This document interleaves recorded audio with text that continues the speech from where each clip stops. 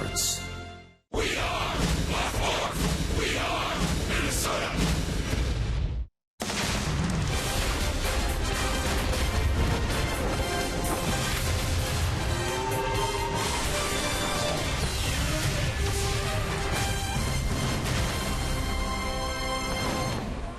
This Sunday, Twins and Blue Jays game is brought to you by Super America. Get your Knothole Kids Day vouchers at any local Super America. Another beautiful day for baseball in downtown Minneapolis for a Twins team that's been playing beautiful baseball. Fans continue to file into Target Field to watch the Twins try to clinch their 5th consecutive series in today's rubber game with Toronto. We welcome you to Twins baseball on Fox Sports North. Tim Laudner, there are a variety of reasons for the Twins' movement, their turnaround in the first 2 months of the season. A lot of it has to do with the starting pitchers' turnaround on the mound. Compare the numbers the last 2 years through the first 48 games of the season. It's there for all to see. It's right there. I mean, you can't dispute the fact that those numbers are what they are. Twins pitchers last year, not very good. The starting 5 rotation this year in terms of wins and losses, a huge turnaround. The guys have been going out to the mound, throwing strikes, getting the ball over the plate, mixing in their other pitches, staying aggressive, using their off-speed pitches, letting the players make some plays behind them. Their starting pitching has been very well this year. Kurt Suzuki has seen it all behind the plate. We asked him, what's the reason for the starting staff transformation? I think it really is just going out there and being consistent and making that big pitch. You know, I think last year, I think we gave up a bunch of 2-out hits and with runners in scoring position, gave up some runs. And I think now, you know, they're making that pitch and getting out of those jams. And I think it's showing, obviously, with the win-loss record that you're talking about. I think that big pitch with 2 outs, you know, making that pitch and getting out of that inning is huge. Facing the Toronto Blue Jays, Tom, they're a free-swinging ball club. They've got guys in their lineup that can drive the ball out of the ballpark. Yesterday, Kyle Gibson had to make just those pitches. You don't want to get into a situation where you're nibbling. You want to make sure that you stay aggressive and go right after him, but he had to make some big pitches against a very strong home run hitting ball club yesterday, these Toronto Blue Jays. Up next, Dick and Bert lock in on Ricky Nolasco. Hopes to produce his 6th win of the month today, and the way he's commanding his curveball, he could hit that mark today.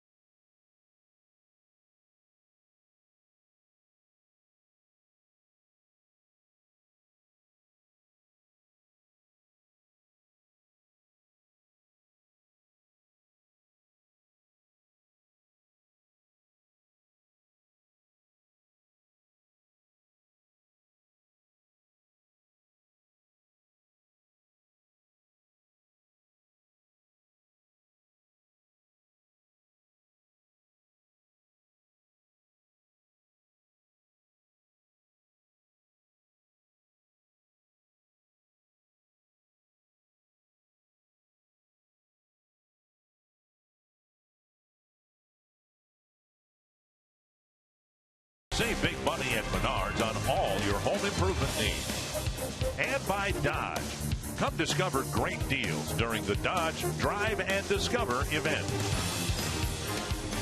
Today, the Twins will wrap up a winning homestand, a winning month of May, and incredibly, a chance by game's end to move into first place in the American League Central. It's a beautiful Sunday afternoon here at Target Field. Dick Bramer, Burt Blyleven for the homestand finale. Yeah, the Twins have had a great month of May, and nobody's enjoyed it more than starting pitcher Ricky Nolasco. Well, he's had a lot of nice run support when he's started the ball game, but for Ricky Nolasco, 5-0 so far here in the month of May. Very good earned run average at 3.77, and controlling his curveball has been his big key. Remember in April he was on a disabled list with that tender elbow. He had the same issues last year, but right now Nolasco is healthy. He changes speed so well on his breaking ball. Nolasco, May, Gibson, they have all benefited from a very good bullpen again this year. Now, some of the names are different from names we were accustomed to seeing coming out of that bullpen, but nonetheless, the month of May has been very good for the bullpen, too. Yeah, the goal of 13 saves for Glenn Perkins. That's the goal for the Minnesota Twins. Maybe he'll pick up his 14th here in the month of May. But the bullpen in all, everybody, new names out there, but everybody doing their job. Good to see Casey Thien back out there. How about Blaine Boyer? What kind of job has he done? Outstanding. Well, the bottom line is the Twins have a chance to pick up their 20th win this month. Just the 8th time in Twins history that they've had a 20-win month. We've got the first pitch of the final game of the Toronto series coming up.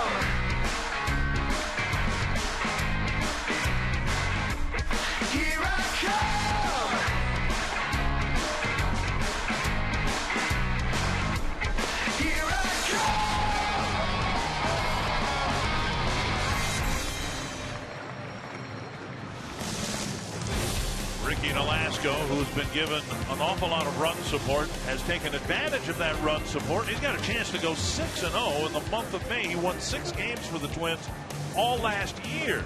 And Brian Dozier getting a lot of extra base hits. The Twins have re-energized the fan base and had a really good month of May.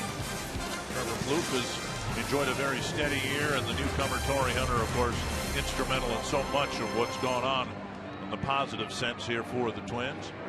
John Gibbons, kind of an anti-Twins start to his season. The Twins doing well in one-run games. They're now 10-6, and the Blue Jays having a tough time in one-run ball games. They lost another one yesterday to the Twins. They'll come back with this Menard's batting order: Jose Reyes, Josh Donaldson, Jose Bautista, Edwin Encarnacion, Russell Martin, Chris Colabello, Ezequiel Carrera, Kevin Pillar, and Ryan Goins. And it will be Ricky Nolasco on the mound here. 32 years old, 6'2", about 230. He's coming off his longest outing this season in his last start here against the Boston Red Sox last Monday, where he won his 100th Major League game. This is his 4th career start against the Blue Jays. Yet to have a win or a loss, but a very good 4.15 over his first 3 starts against Toronto. Jose Reyes in the box. Nolasco ready to go. Just outside, ball 1. Now, these two guys were teammates, Reyes and Nolasco, in 2012. Both of them playing for the Miami Marlins.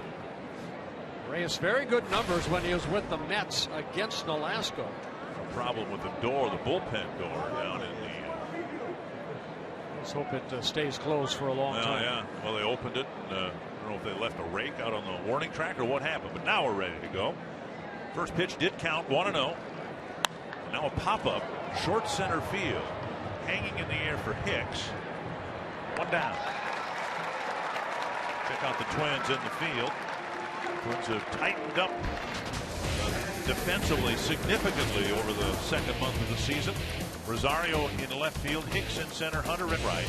Plouffe, Santana, Dozier, Mauer, the infielders. Suzuki got the day off yesterday. Back behind the plate today. What you'll see out of Ricky Nolasco is not an overpowering pitcher. He'll hit his spots, add and subtract.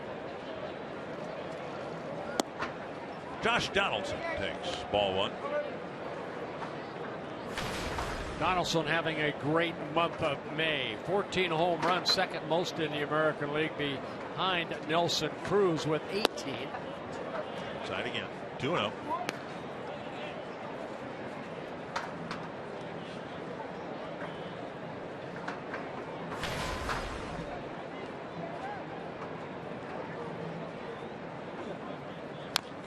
The Twins have a team ERA entering play today of 3.92. That's significantly better than it's been at any point in the last 4 years. The league earned run average is 3.91.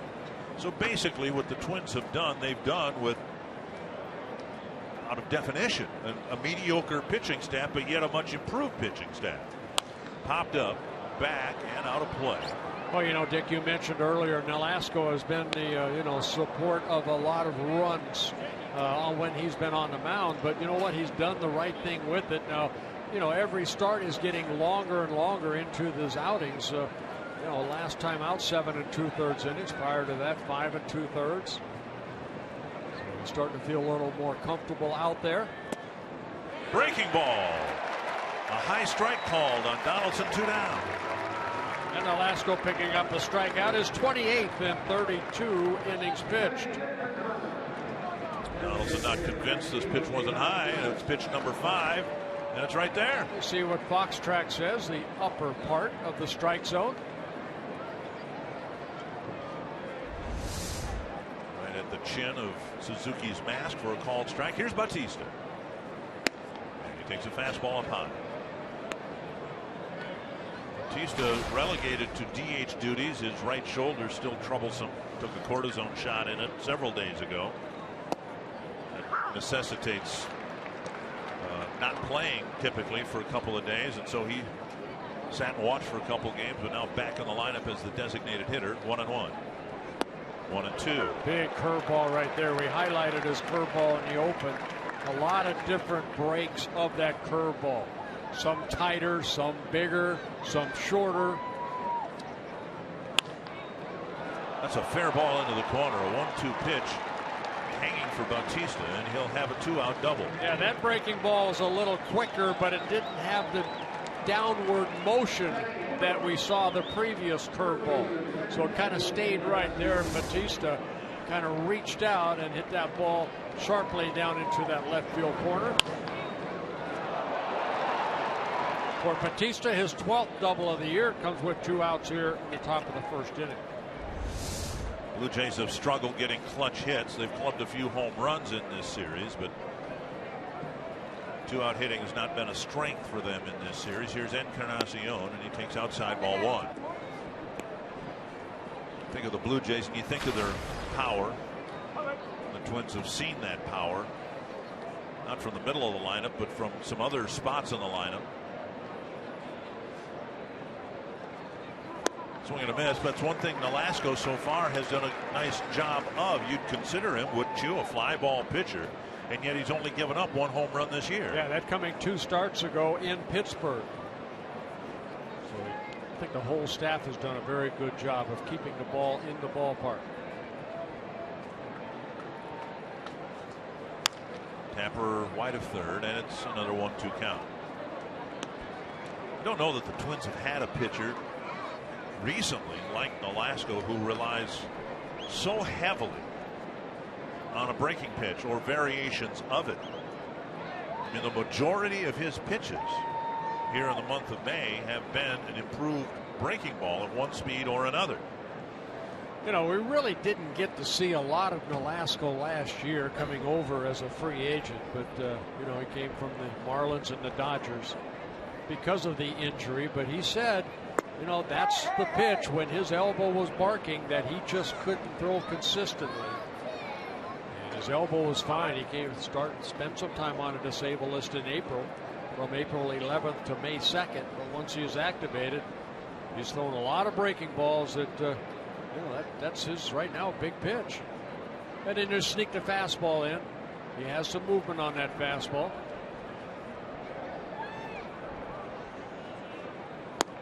Missing outside again with another breaking pitch, and it's 3-2. A base is open, and Russell Martin on deck. Well, 60 home runs for the Blue Jays this year. That's 3rd most in the American League, behind the Astros and the Yankees.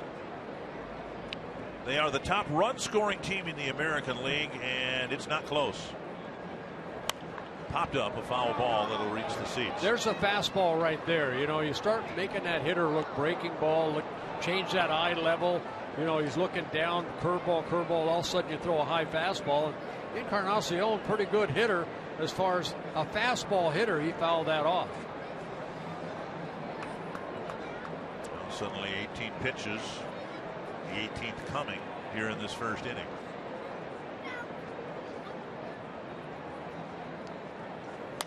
Popped up, down the line, Plouffe, Santana with the catch for the 3rd out. A 2-out double is left on the bases, no score.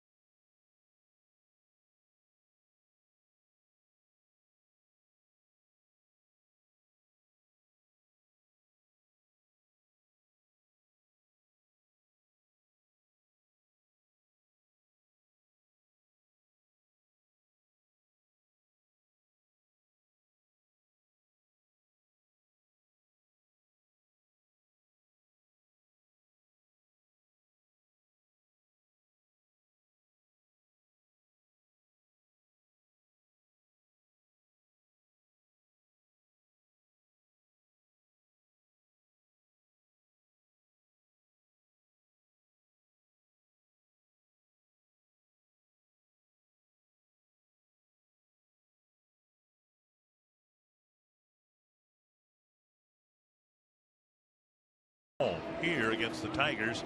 And the one loss that stands out, of course, is that final game loss that the Twins should have won. So it's been a very good home season for the Twins. Here's the Menards batting order for the last game of this 6-game homestand. Brian Dozier, Torrey Hunter, Joe Mauer, Trevor Plouffe, Kurt Suzuki, Eddie Rosario, Eduardo Nunez, Aaron Hicks, and Danny Santana.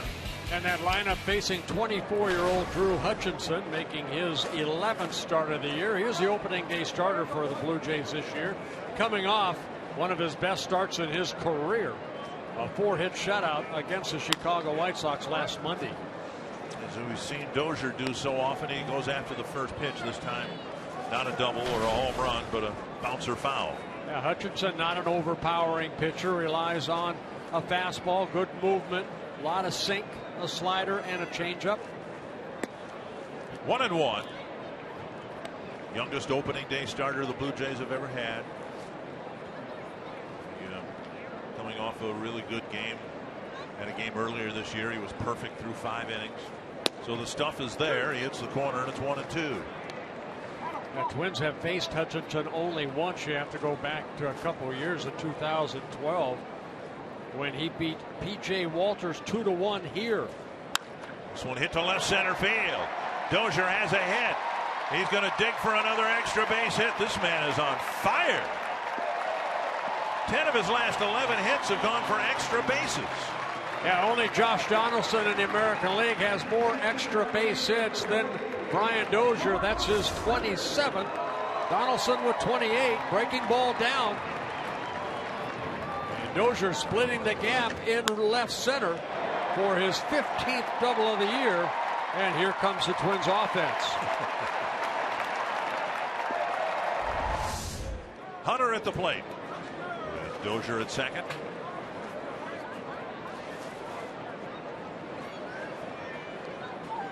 Torrey getting the day off yesterday. Pops it up foul. It'll reach the seats. Month of May for Dozier's been very good, along about the time he got moved into the leadoff spot. You know what? I mean, he's up there. He's aggressive. Yeah, you know, not a lot of walks, but boy, a lot of extra base hits. 7 home runs. Hitting .270, driving in runs, scoring runs. Fouled back by Hunter, 0-2.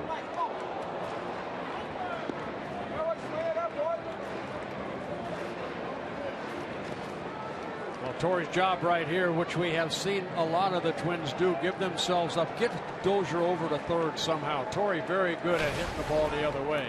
But now, behind an account, kind of has to defend home plate a little bit.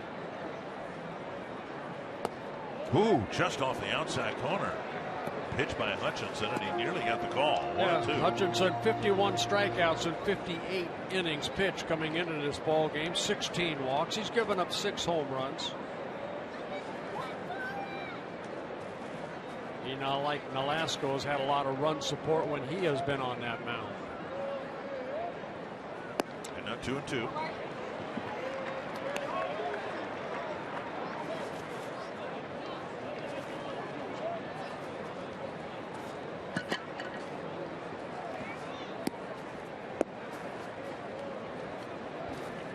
Trying to score first. They've done a good job of that in this very successful month of May. Fly ball right field. Retreating is Carrera. That'll do the job. And Dozier tags and advances to third easily, 1 away.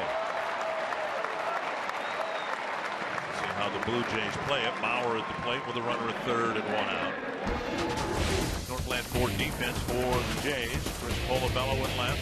Kevin Pillar in center, Ezekiel Carrera in right, Donaldson, Reyes, Goins, and Encarnacion the infielders, and Martin behind the plate for the third game. Jays will play the infield back. Not worried about an early run when you're leading the league in scoring runs. You can allow runs 1 at a time. You just don't want to give them up 4 at a time like Mark Burley did the other day. And Mauer takes low. Dozier just barely got back.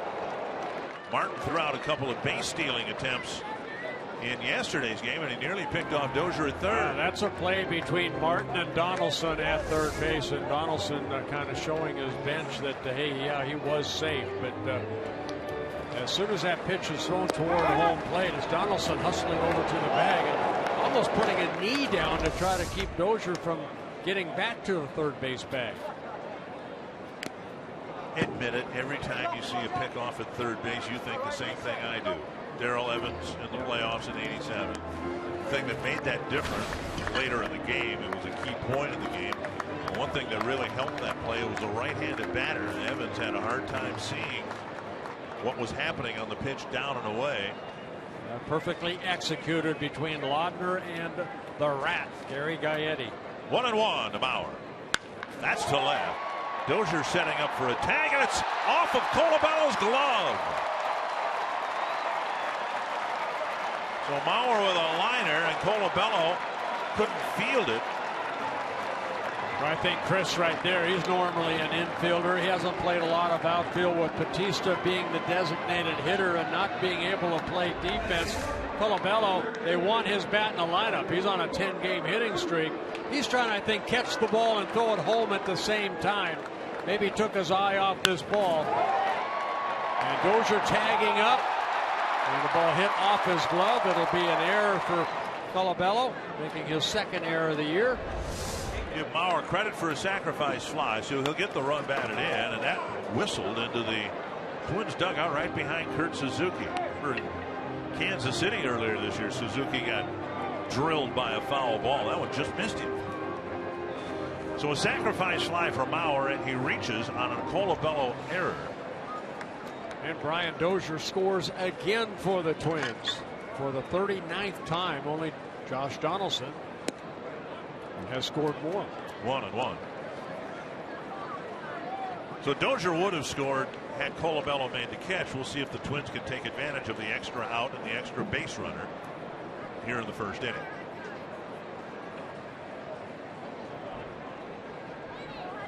The Twins could parlay 3 games into the best record in the American League by day's end. If the Twins win, if Kansas City loses, and if Houston loses. Incredibly, the Minnesota Twins will have the best record in the American League. Fouled back, and it's 2-2. Yeah. Plouffe losing his bat, going back into the screen. Has to retrieve it. Bat day here. We'd have no problem getting a replacement.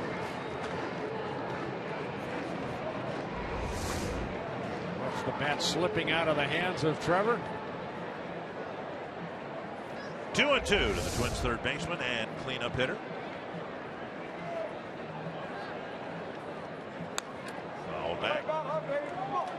Twins finished April with a 10-12 mark. 5 games out of first place.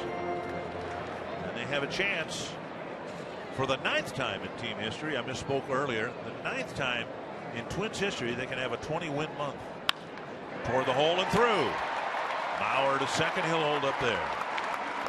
You know, that's what we have seen Trevor do. Now, he fouled off a pretty good fastball to keep the bat going, and then Hutchinson makes a mistake with the breaking ball, and Trevor hitting it sharply for a base hit. 2 on, still only 1 out, and now Suzuki.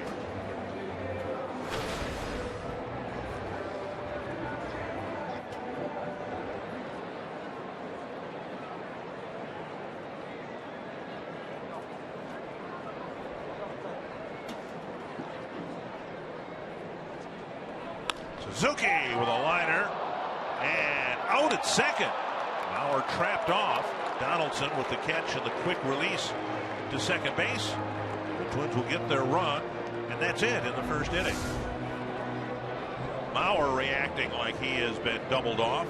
He would be the one person to know on the field, and so it doesn't look like the Twins are going to challenge this.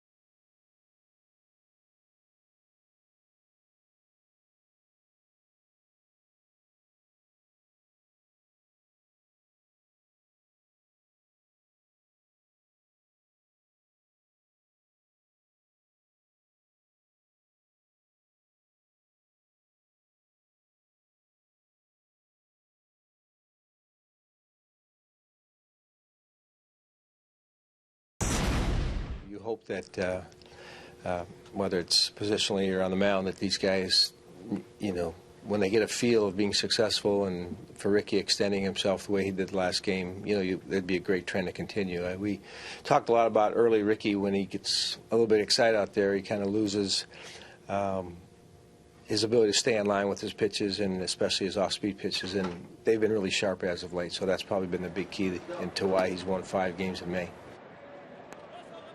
Nolasco himself said that it was a sigh of relief for him to be able to go past 6 innings in his left start. He said he could build off of that, Dick and Bert. He also said he feels like he's making strides and he is continually getting better.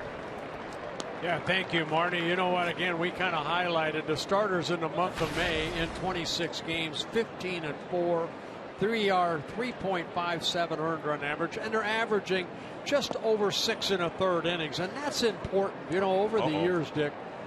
Ricky Nolasco has reacted poorly after throwing a pitch, and Suzuki's going to check on him. Nolasco threw a pitch, and it just missed the inside corner, and he immediately looked away. Yeah, we hope the elbow is okay. Again, last year on the disabled list with that elbow issue, and remember in April he spent some time. Let's take a look at the pitch right here of Ricky.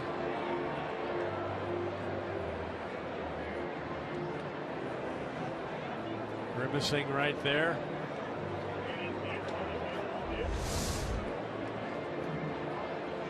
You referenced it before, the forearm and elbow issue that he's carried through the first 2 years as a Twin.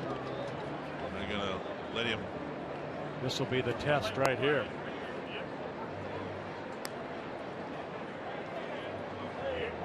Well, he throws so many breaking balls, and that's what he said, you know, with the elbow issue, he just couldn't throw that curveball at all last year. Paul Mahler needs Nolasco here to be frank with him. Yeah. Don't lie to me right here. Tell me if you feel it at all. We'll take you out of the ball game and protect you. But Nolasco saying the right things for Paul Mahler to head back to the dugout. Well, you can imagine as soon as they get to the dugout, someone's going to call the bullpen and get somebody warmed up. That's what happened here the other night when Mark Burley took a line drive off his Achilles tendon. John Gibbons had to get somebody warmed up. He wasn't sure how much longer Burley was going to be able to go. That's a fastball outside. Now 3-1. Martin, Colabello, and Carrera here in the second. Stroke to left.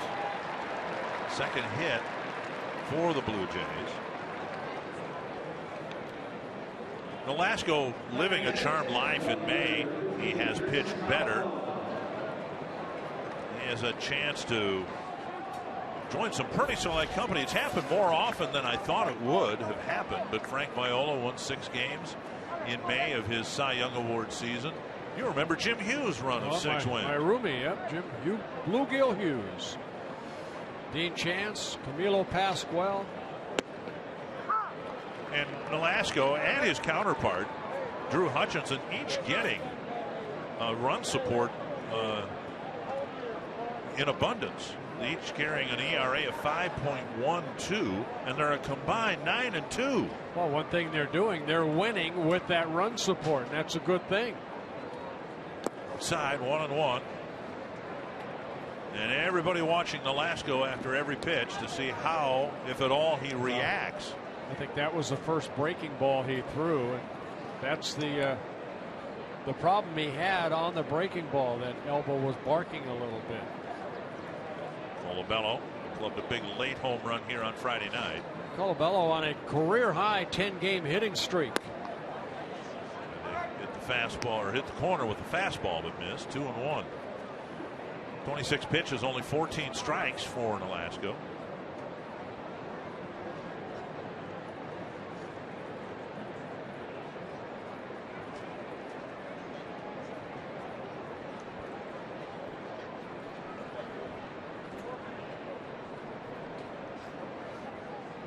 Breaking ball, left up high.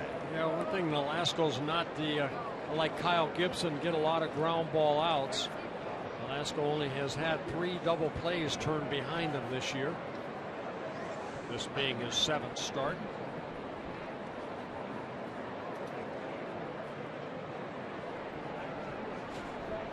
3-1 to Colabello. Breaking ball lifted to right, down for a hit, cut off by Hunter, and he'll get it back in. It'll be a single, advancing Martin to third base. 6 at bats, 3 hits to the outfield, and the tying run at third with nobody out. Colabello continuing a hitting streak now with 11. A breaking ball. Colabello staying back, hitting that ball into right center. Yeah, Nolasco's done, I think. Kurt Suzuki came out, had a brief word with Nolasco, and then took the fingertips across his neck and said that's going to be it. So there is an issue with Ricky Nolasco here, and all that hard work he put in. Clearly a setback, and we'll hope it's a short one. But Nolasco felt something a few pitches ago, has since given up 2 hits, and now will leave the ball game. Well, walking out with Tony Leo, one of the trainers. We will get an update as soon as we can, but after the second hit, Suzuki went to the mound and had a very brief chat with Nolasco and looked into the dugout and said, "Now that's it." So a tough break for Nolasco, who enjoyed a month of May, but now finishes the month of May with an injury issue of some sort. It'll be J.R. Graham coming into the ball game, and he'll have plenty of time to get loose. And he's had plenty of time to think about his next outing. He hasn't pitched since the Twins were in Pittsburgh a week and a half ago. So a delay in play here, not weather related, with the Twins leading 1-0.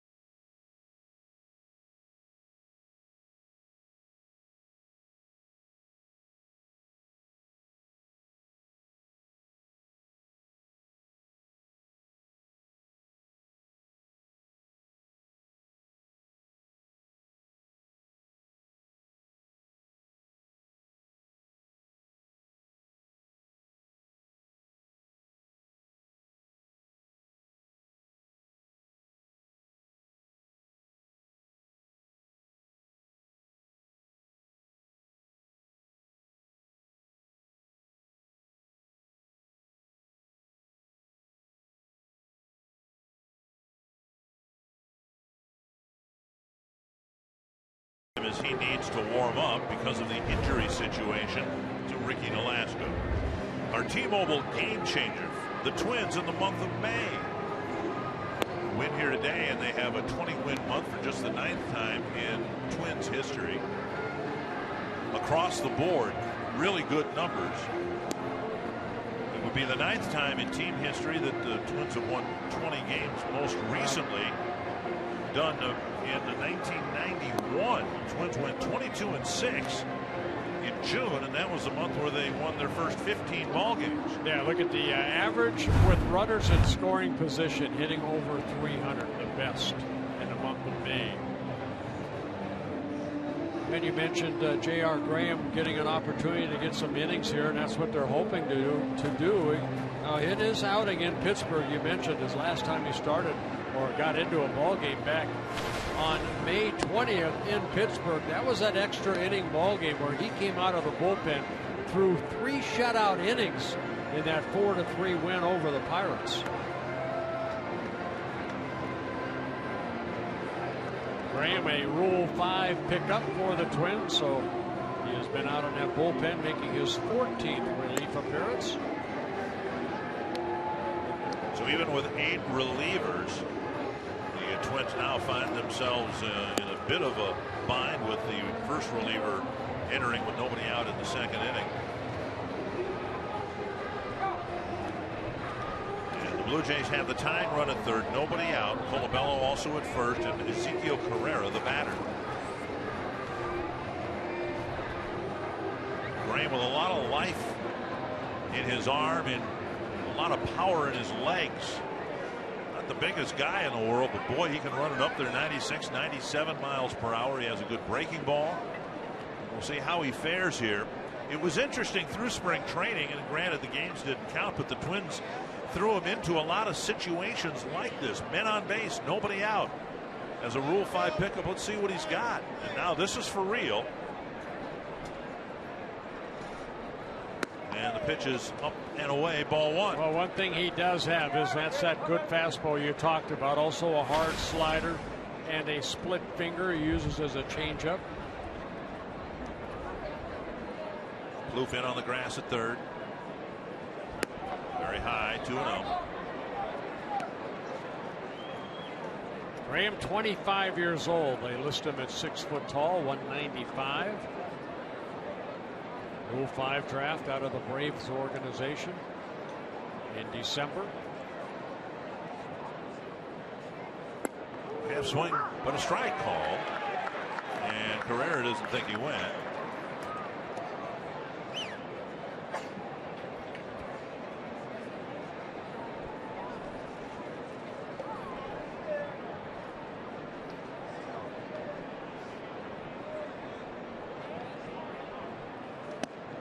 Again with a 93 mile per hour fastball.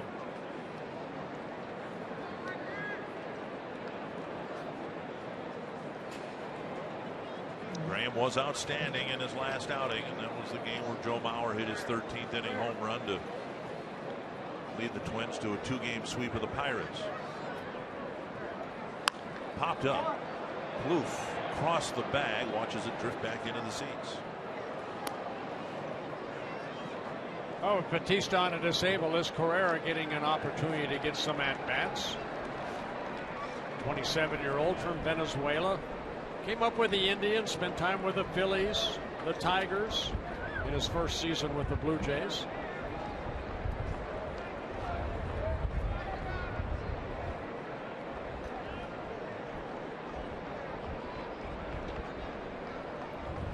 Struck him out. Good fastball down. A lot of pitches up in his zone. And then on the 3-2 pitch, the pitch down, and Correa swings through it. Came all the way back from 3-0 to get the strikeout. Just overpowering fastball. Correa a little tardy. And a big strikeout here for the first out of the top of the second inning. Now Kevin Pillar, who's had some good at-bats and picked up some big hits for the Blue Jays in this series. Graham would love for him to hit a ball on the ground at somebody. 95 on the outside corner. Tell you what, Kyle Gibson got a big strike out of Pillar in yesterday's ball game. With runners at second and third and one out. Excuse me, nobody out. He struck out Pillar, got going to pop up, and then Dunsing came in to get out of that inning. Breaking ball gets a swing and a miss, strike 2. And that was the inning that kind of saved the Twins. Able to end up beating the Blue Jays 3-2. Pillar hitting 8th. Goins is the number 9 batter. Graham started the game by throwing 3 pitches out of the strike zone. Now 5 straight strikes. There's a 96 mile per hour fastball just off the outer edge. And like you mentioned, Dick, a lot of leg strength. He does a good job of driving off that pitching rubber. It's almost an easy 96 mile an hour fastball. Ball explodes out of his hand. Oh, Pillar did a nice job getting a piece of that breaking pitch. Still 1-2.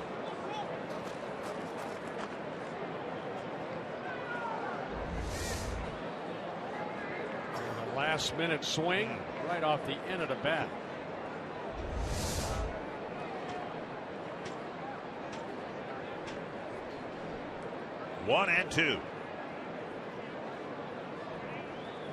slower breaking ball. Bounce to third. They come home. And Suzuki will put the tag on Martin. An instinctive play by Plouffe, who's developed some good instincts now at third base. I'll tell you what, I think that's the right play. A lot of people say, well, try to turn two, but Pilar pretty quick out of that batter's box. And this ball not hit very sharply, so Plouffe does the right thing. He throws to Suzuki, and then Suzuki applying the tag to Martin.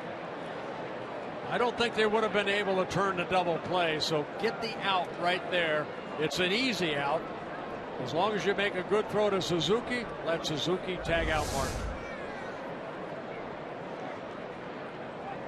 And now here's Goins, first and second, 2 down.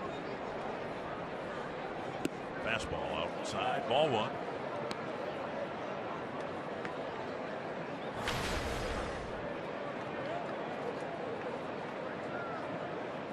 Graham trying to get the number 9 man, and if he does, what a great start to his day, coming in relief with the tying run at third, and there's a 93-mile-per-hour fastball on the outside corner.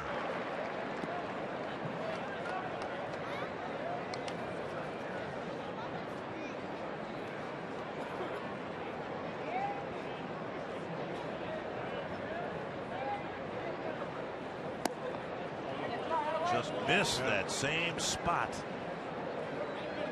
2-1.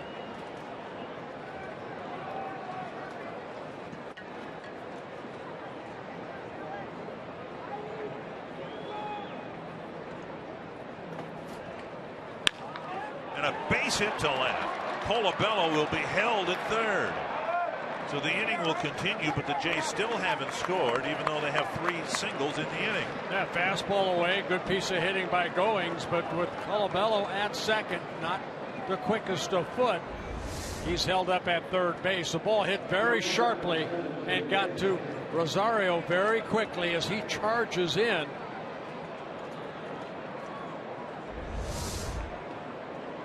Bases loaded, 2 outs, and now Jose Reyes. Reyes hit a fly ball to center on the second pitch of his first inning at bat.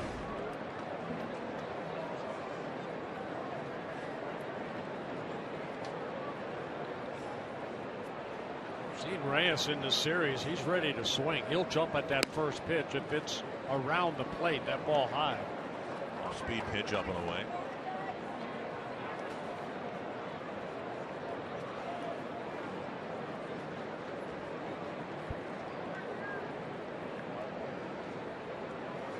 Reyes has walked only 2 times in 85 at-bats. Graham's got to throw strikes here. Now it's 2-0. 17 pitches, 9 strikes. He had a string of 5 straight strikes earlier this inning.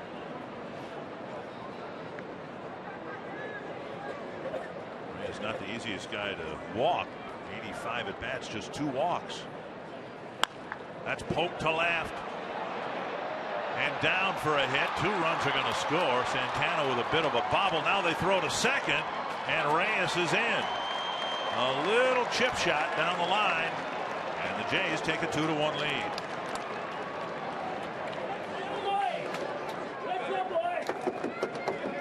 Well, you fall behind. You have to come in with a fastball, and Reyes just softly hitting it into short left field. Good movement on that pitch, but you can see that ball just landing softly. An error charge to Santana. A single. 2-run single by Reyes, and in the air allowing Reyes to get into second base. And now Josh Donaldson. High fastball, ball 1. Graham so close to getting out of it, facing the number 9 batter, but he fell behind Goins, fell behind Reyes, and gave up hits to both hitters. And the Jays have a lead.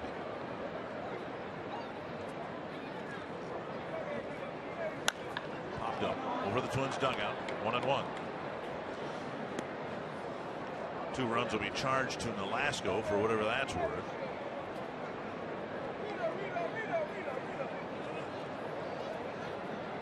We will give you an update on Nolasco as soon as we're given one. Leaving the game with an injury of some sort. 1-1 to Josh Donaldson. And now 1-2.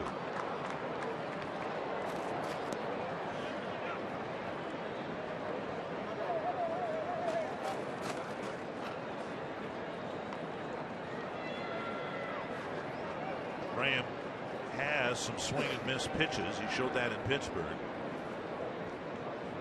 Has one strikeout already in this inning. Breaking ball down and away. It's 2-2.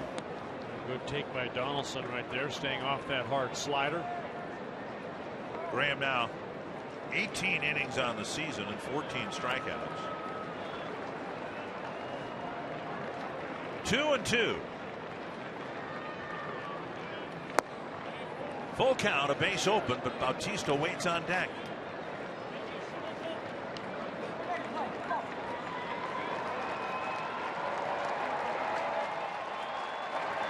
Donaldson has mashed the ball this past week.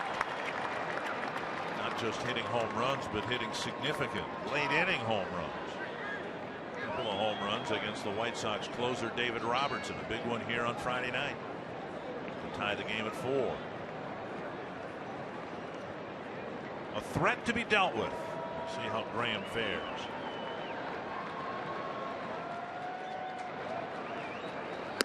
Walked him. Now they're loaded up for Bautista. Suzuki will come out and try to calm Graham down here a bit. And we've seen that from Graham. Here comes Neil Allen coming out to try to get him back down in the strike zone. A quick trip to the mound by the new pitching coach.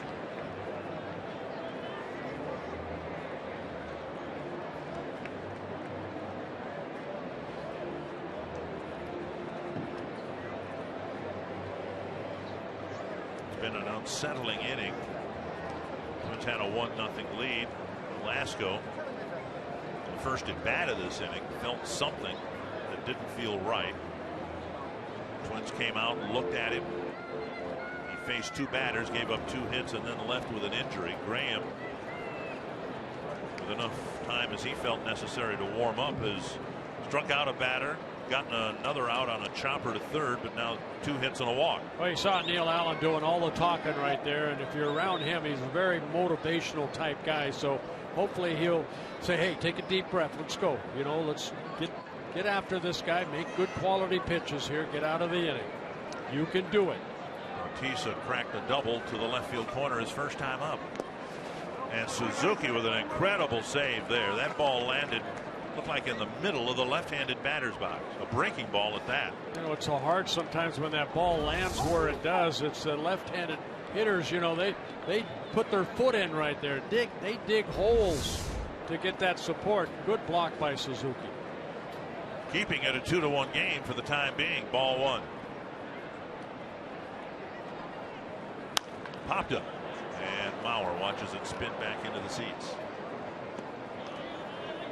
8th man to bat here in the second inning. Bautista hit his double with 2 outs in the first, but was left aboard.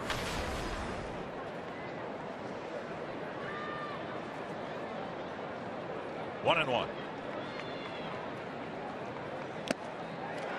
Challenged him with a letter high fastball.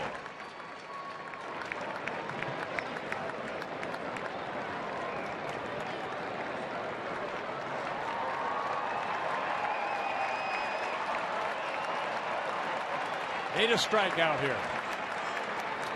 About a sacrifice fly. That sounds good. Hunter back on the track, ends the inning. Couple of runs for the Jays, a pitching change for the Twins, and it's 2-1.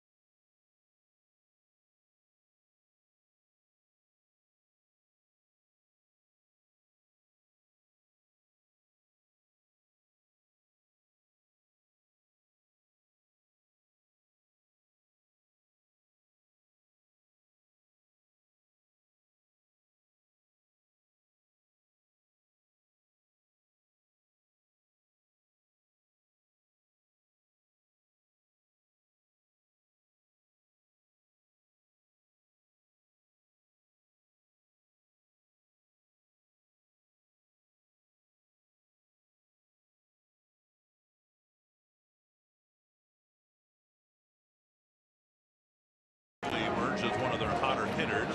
He will lead things off in the second. Rosario with 8 hits in his last 17 at bats, and look at his batting average over the last 5 games. Yeah, 3 of the last 5 games have been multi-hit games, and over the last 5 ball games, you see the 8 hits, hitting at .470. Down and in, ball 1.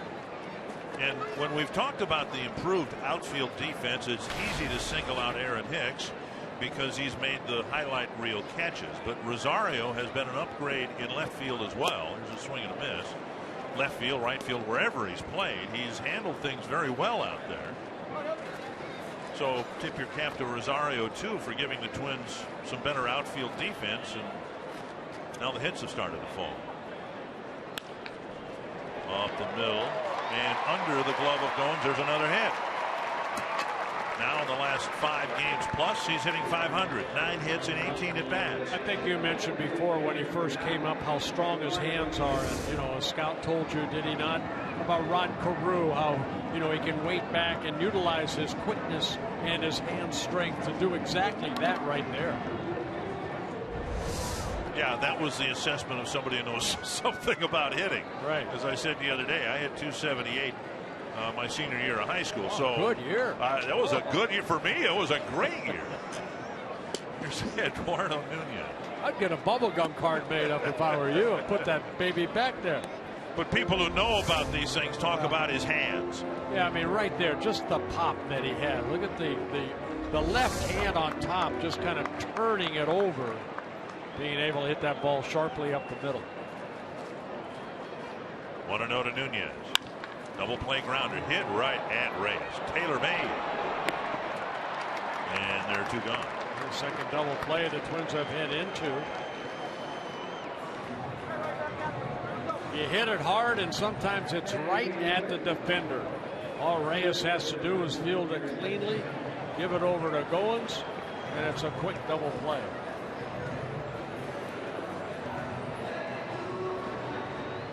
Two down, and here's Aaron Hicks. Hicks doing better than he certainly did in his first 2 years at the plate. Most encouragingly, he has very little difference in his right-handed average and his left-handed average so far.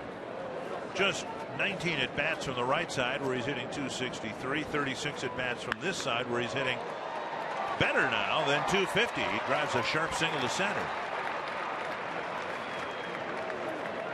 And he has, as we identified with Roy Smalley on the last road trip, 2 completely different approaches. Much quieter from the right side and much more animated from the left side. The left side, he picks that foot up right there, the right leg, and sets it down. They got a change up and lined it up the middle. So the Twins pick up their 4th hit against Hutchinson and the first 8 batters to the plate. And then from the right side, he doesn't do the high left leg kick.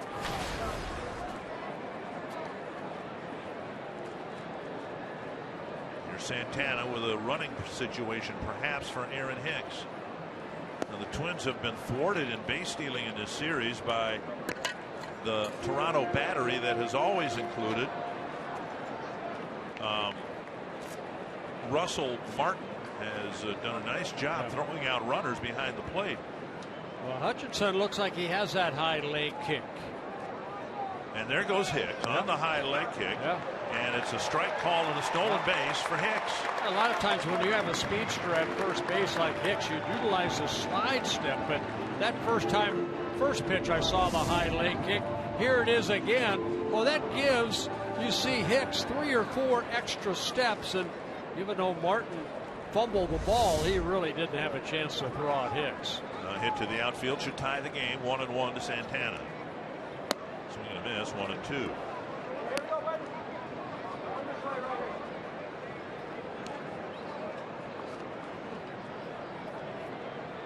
Santana 44 strikeouts, 161 at bats. Trying to put one in play here and find some outfield grass.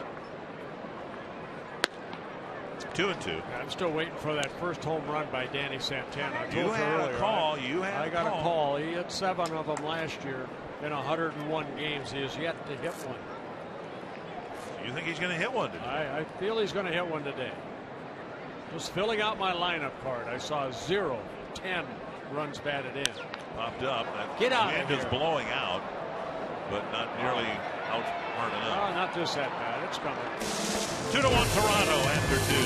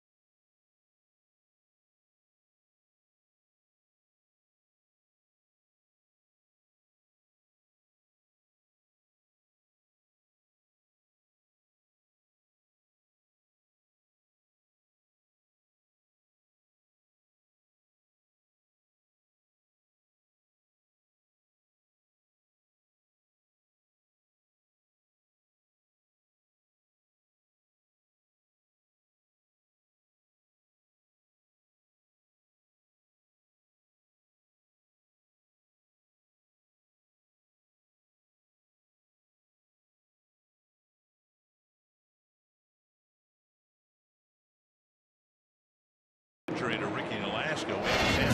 Injury report for Nolasco, and for Twins fans, I think good news. A sore right ankle.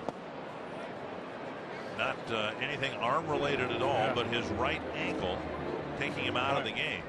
Yeah, sure. You know, I mean, someone that has had elbow problems. I was thinking elbow the whole time, something to do with his arm, but thank goodness it's, hey, it's still a sore in the ankle, but it's not that elbow that has been barking over the years.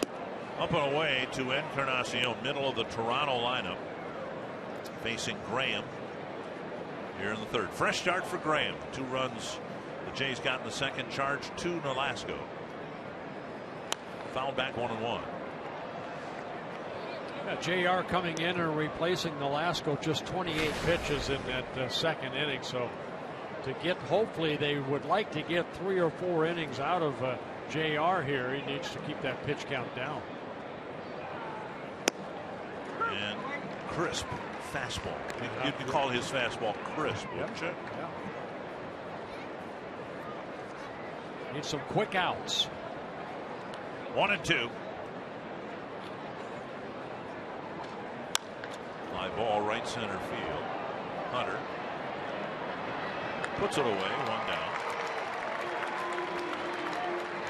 You can combine your love of the Twins and the College of St. Benedict and St. John's University by attending CSB SJU night at Target Field June 17th. Find out how to see the game and receive a limited edition red and white Twins cap. Visit twinsbaseball.com/SJU for tickets and more info. 1 down. Russell Martin, the batter, singled shortly after Nolasco got a trip to the mound from the manager and the trainer. Martin ended up being tagged out about 15 feet from home plate a couple of at-bats later. 1 strike. Strike 2. 2 good sliders right there by Graham.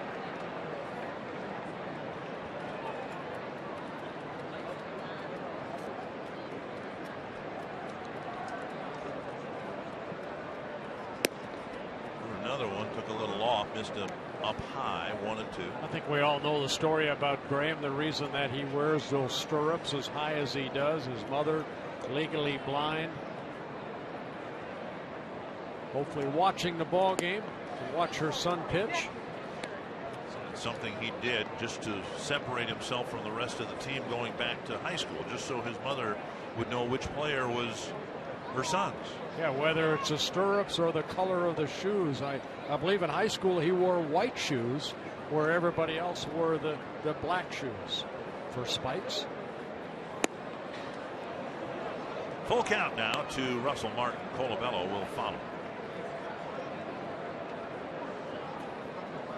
He was ahead 0-2, now started to nitpick a little bit. Half swing and he went. Martin strikes out. Out number 2. Good slider right there on a 3-2 pitch. Graham picks up his second strikeout. So Martin unable to hold up. Good tight rotation. Most of the runs Graham gave up occurred or were allowed when he got into a fastball rut.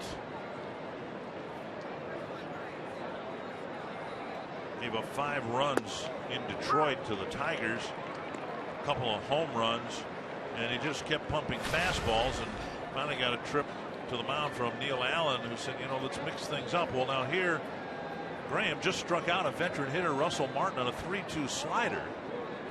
See the infield shift for Colabello. Yeah, he's making his 14th relief appearance. Only in 3 relief appearances he's allowed a run. Just the 5 runs he gave up, that was the worst. That came in Detroit back on the 14th of May. 2-run home runs to Cabrera and Holiday. And he just blew Colabello away with a 96-mile-per-hour fastball. A 1-2-3 third for J.R. Graham.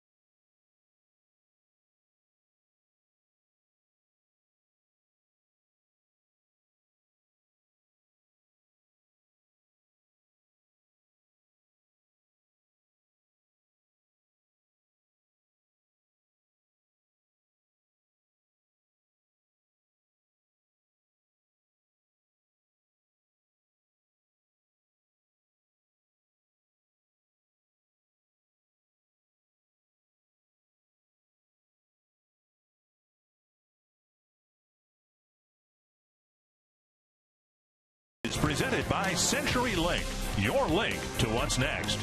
By NorthlandFord.com and your local Northland Ford dealer. And by Grand Casino. The best stories start here.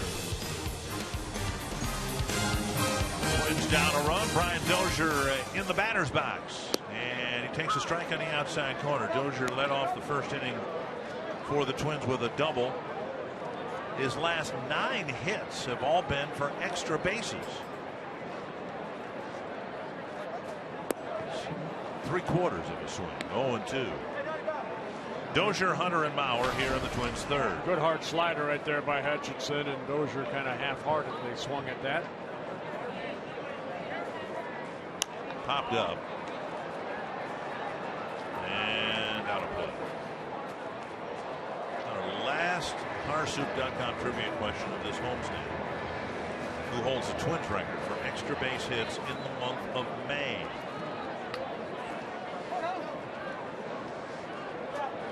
I'm going to say Tony Oliva.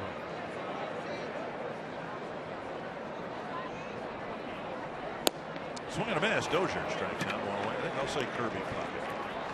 Hutchinson picking up his first strikeout. A lot of breaking balls, then he snuck that fastball past Dozier. One down. Here's Hunter. Hit a fly ball to right that advanced Dozier from second to third.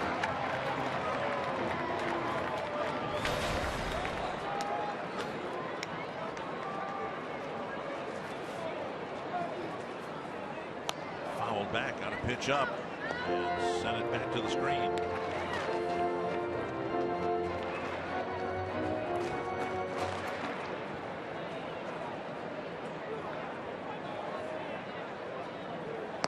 One and one. First time through the order, and Hutchinson's really been tough, giving up a 169 batting average. Twins got 4 hits against him first time through the order. And now Hunter drives it to the corner and right, and running over to make a nice catch is Carrera. 2 down. Carrera, good jump on that ball right there. Torrey hit it sharply, but Carrera did a good job of getting over to his left very quickly. They're trying to shoot one in that corner, and here comes Carrera over to get the line drive out. 2 down, and here's Mauer. Drove in the Twins run with a fly ball mishandled and left by Colabello, but Mauer was given credit for a sacrifice fly. Outside ball 1. Mauer now with 29 runs batted in, 1 behind the team leader, Torrey Hunter.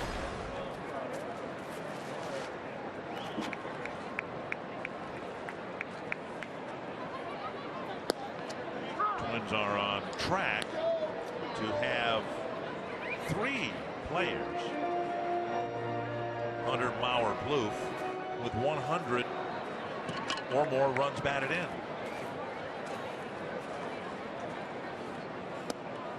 Strike 2 on the outside corner.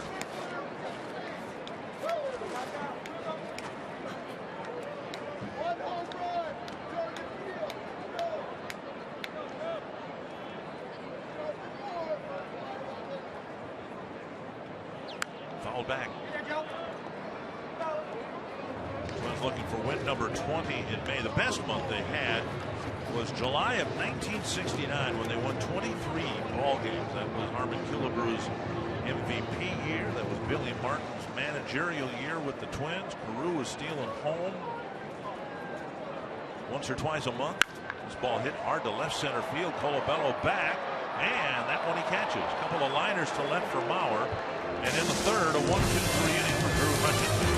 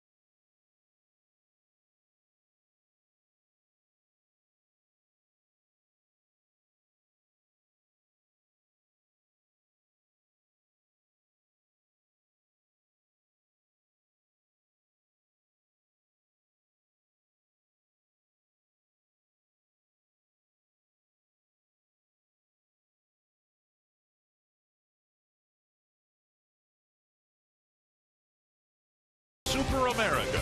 Get your Knothole Kids Day vouchers at any local Super America.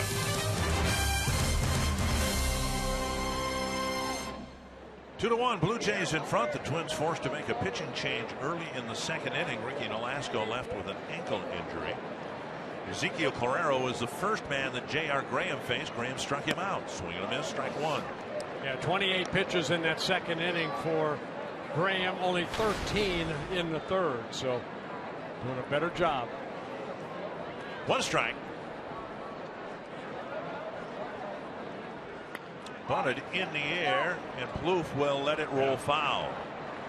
If he could have caught it in the air, he had an out, but once it hit the ground with Carrera's speed, it was a base hit unless he let it go foul. Well, you watch the spin of the ball, too. Trevor realized he could not catch it in the air, and he saw the spin of the ball and where it was, and it was going to roll foul.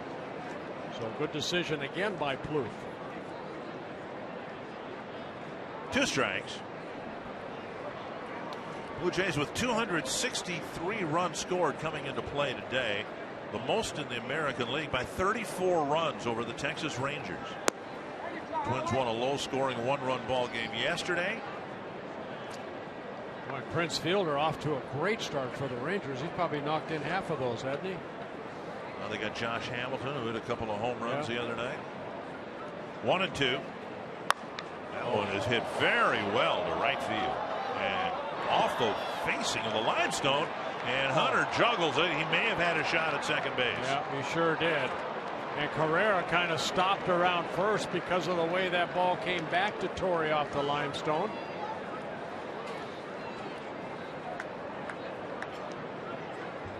Didn't miss clearing the wall by much. Well, they give Carrera a base hit and then an error by Torre Hunter on the juggle. Carrera put a good charge into that ball. Almost going out. Torre, the ball slipping out of his hand. Twins were able to work around the first error with Santana failing to retrieve a base hit cleanly. And now a man at second, nobody out. Pilar, the batter. Pilar hit a chopper to Plouffe his first time up.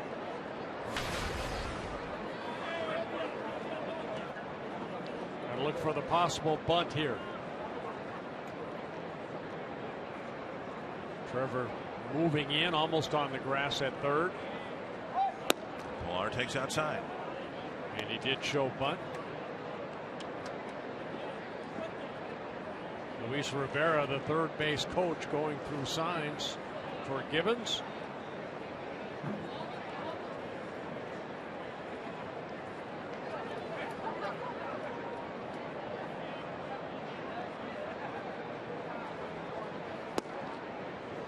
If they're going to give you an out, you have to throw the ball over the plate. Now the count's different. The Jays may take the bunt off here and give Pilar a chance to swing away, at least give him one swing. Kind of put your defense at limbo right there. You know, it's Trevor Plouffe. Does he charge? But he's still bunting. Graham makes the play, shuffling along, picking up the push bunt, and on his way to third base, Carrera. And a good bunt by Kevin Pilar, advancing the runner. Goins will bat next. Fox Sports Supports is proud to team up with AYSO, the world's largest soccer club. Go to ayso.org/play to find your region and sign up for your fall team today. Infield in now for the Twins, and the number 9 batter, Goins, in the box.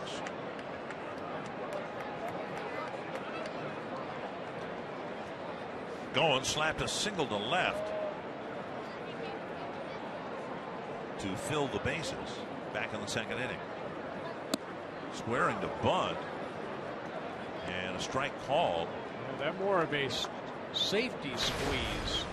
I think that surprised the runner at third, Carrera.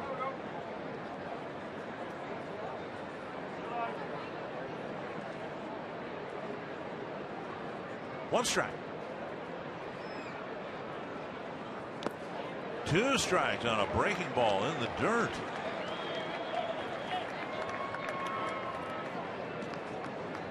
With Graham's stuff, it stands to reason he should be able to strike some people out.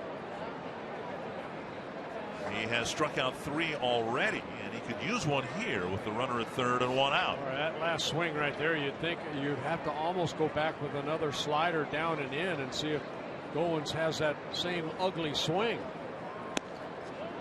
Might have been a straight changeup or a slower breaking ball, just missing. 1-2.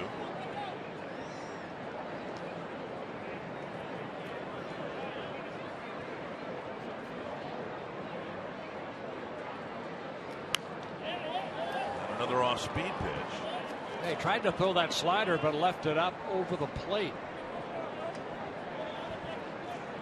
Graham in his 3 shutout innings in Pittsburgh threw a total of 33 pitches. The most he's thrown in an outing, 42. That came in that ugly outing he had in Detroit where he gave up 5 runs. Right now he's at 52 pitches.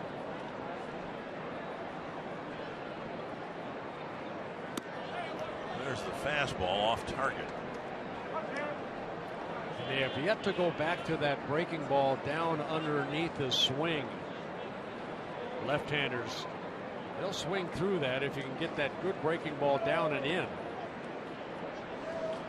Last inning, he struck out Martin with the slider. He struck out Colabello with the fastball. Suzuki calling slider, make it a good one.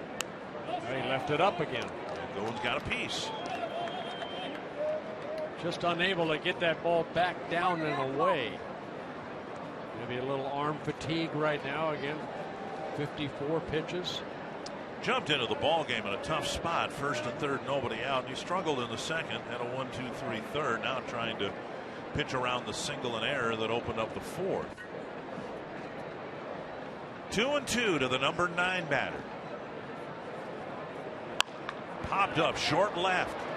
Rosario coming in. He's got an accurate arm. Here comes the throw. And it's offline. Not accurate there at all. A fly ball, a sacrifice fly, and it's 3-1.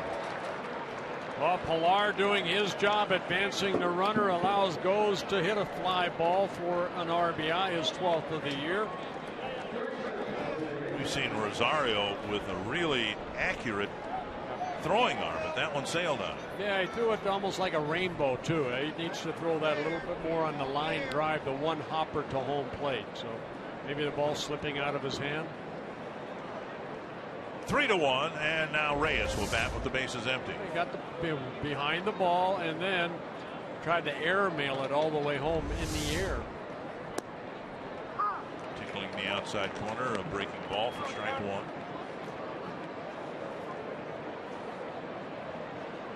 Reyes just hit a sand shot behind Plouffe at third base, and it dropped for a 2-run single. A late hack, an emergency hack, 2 strikes. He tried the old Ichiro Suzuki right there. Hit it on the run.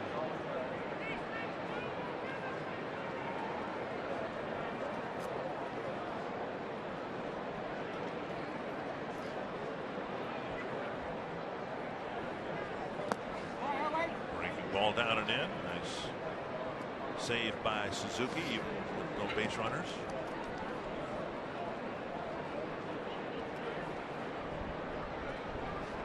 Reyes in his 3rd season with Toronto. A lot of injuries over the last couple of years, mainly hamstring injuries. Foul ball. 4-time All-Star when he was with the Mets from 2003 to 2011.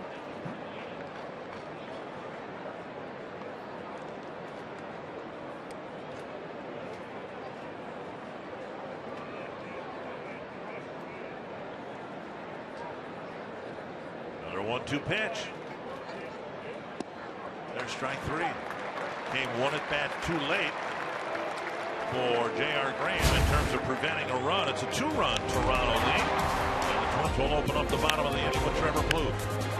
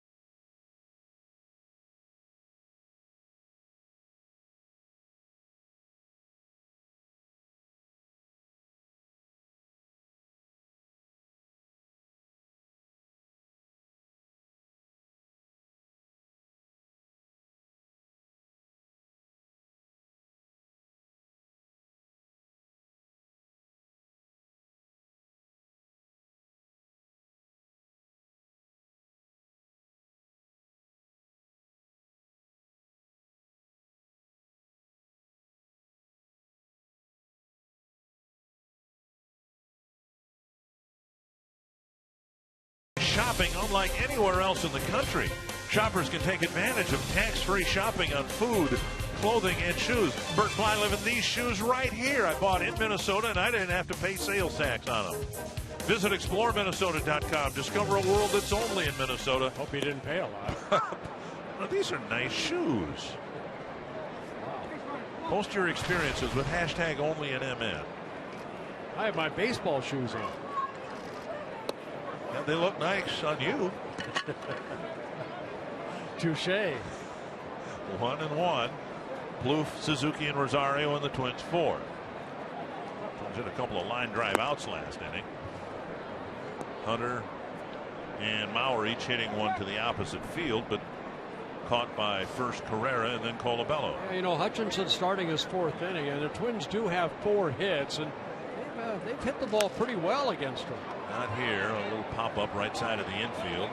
Goins in the vicinity of Encarnacion, 1 down. And that'll bring up Suzuki. Mentioned that the Twins have to take care of business here, but if they do, if they win this game, they might finish the day with the best record in the American League. It would require a Houston loss, and right now they're losing to the White Sox 4-0 in the 5th, and it would require a Kansas City loss, and they are scoreless in the 5th at Wrigley Field. Suzuki takes a strike. Fox Tracks presented by Dodge.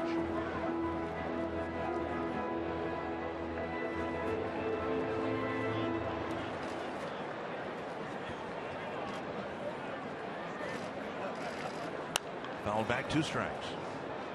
Nice catch. A young man down to our right. Another reason why you bring your glove to the ballpark. This will be pitch number 50 for Hutchinson.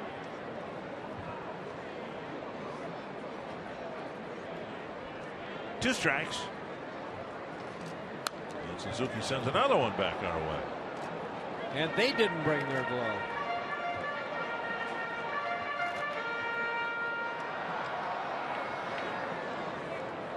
Not too far away from fellow fantasy camper Mike Slattery, about 2 seats away, and Mike showing the same range in May that he shows in January. Yeah, he was under the seat. Popped up down the right field line. Saw Tim Stauffer down in the bullpen. He may get the next inning. Hutchinson now with 51 pitches, 36 strikes. Making his 54th career start, 20 wins, 17 losses, a couple complete games, both of them shutouts. One coming in his last start against Chicago, the other one last year against the Rangers. Suzuki checks, and it's 1-2.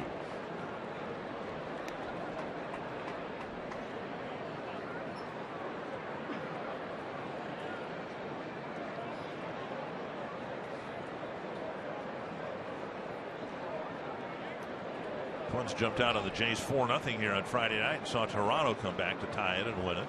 Now the Twins will try to come from behind and win this game. 2-2. Hutchinson drafted by the Blue Jays in 2009 out of Lakeland, Florida.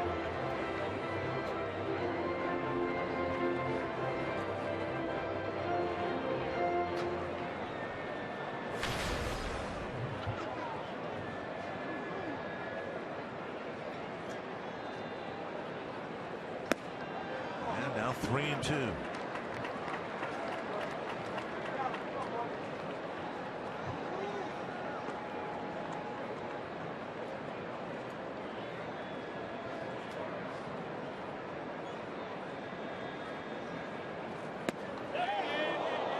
And they're calling strike 3, and Suzuki strode into the pitch, then ducked out of the way of it, but the bat came through for a strikeout.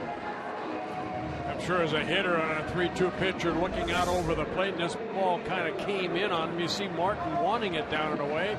High fastball, and Kurt didn't mean to swing, but the bat went too far as he tried to get out of the way of that pitch up and in. Second strikeout for Hutchinson. Here's Rosario, singled his first time up, and he takes a strike. Mentioned that Hutchinson was the youngest opening day starter ever for the Toronto Blue Jays.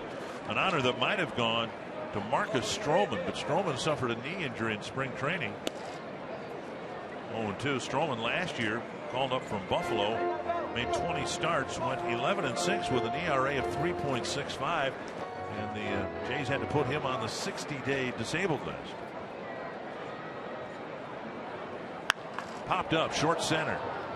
Pilar calling for it. And Hutchinson with a 2-run lead, completing 4 innings against the Twins so far here in Minneapolis.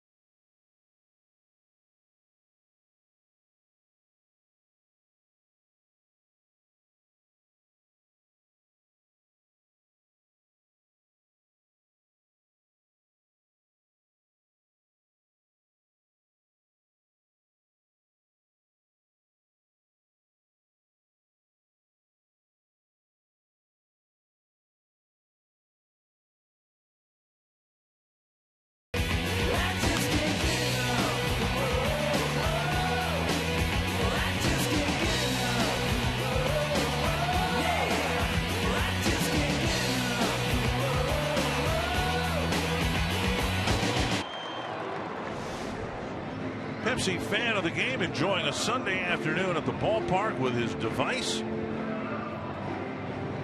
hoping the Twins can come back and win this series 2-1. As we mentioned, they've lost 1 series here at home, and that was predictably to the Tigers. Twins have had a tough time with Detroit, and now Tim Stauffer will try to keep this game within reach as he pitches to the Jays in the 5th inning. Yeah, Stauffer making his 2nd relief appearance since being activated off the disabled list back on May 21st.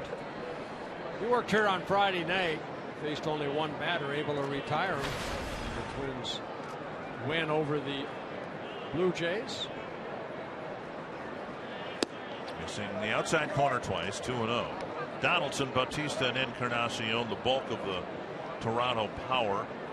33 home runs from the 3 batters he'll face here in the 5th. Chopped to short. Santana gets a head-high hop and throws to Mauer, 1 down. Stauffer needs to have an effective outing here. The Twins are carrying 13 pitchers. And assuming that there's nothing seriously wrong with Ricky Nolasco, he'll have an MRI done on his right ankle. But assuming there's nothing seriously wrong and he's not disabled, the Twins ideally would like to, sooner rather than later, get down to 12 pitchers, a strike.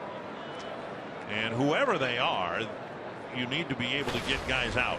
And that's been an issue for Stauffer so far this year. He's struggled with his velocity. And then within that, at times, his command, and the numbers haven't been very strong. Stauffer 16 hits in 10 innings coming into play. He's added 6 walks and given up 3 home runs. Missing outside 2-1. Well, I mentioned before, when he's on the mound, he's not going to overpower you. He's a pitcher. He has to change speeds, has to hit his spots with his fastball.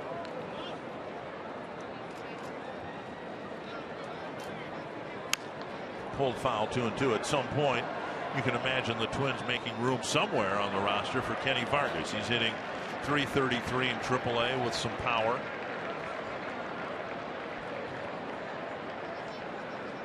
Two and two. Then you look at what Tommy Malone is doing down in AAA. I mean, he pitched another good ball game yesterday. But they won't be going to 14 pitchers. No.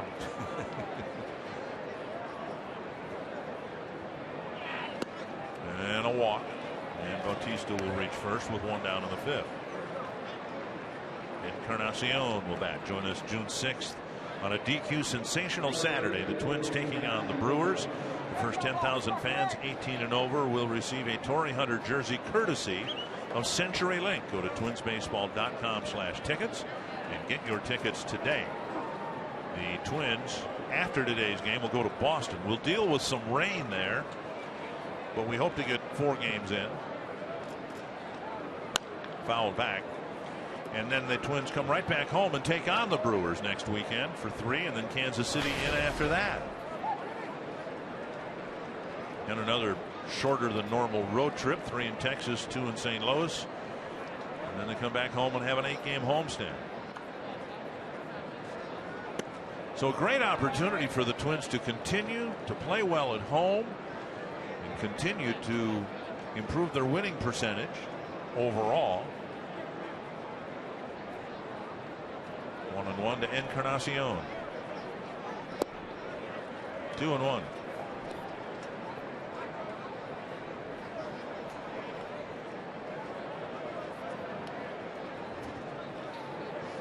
Stoffer, 32 years old, signed by the Twins as a free agent over the winter, a 1-year contract.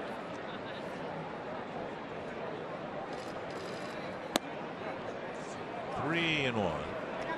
13 pitches, just 4 strikes for Stoffer. And now he's fidgeting out there on the mound. He's put on a disabled list with that right intercostal strain. He was trying to stretch something out there on the mound. There's a strike on the outside corner, 3-2.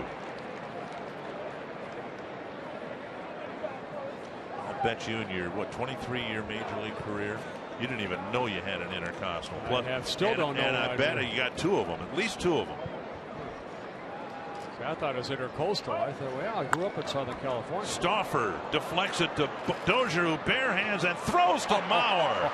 Very nice recovery by Dozier, who ended up next to Trevor Plouffe at third base.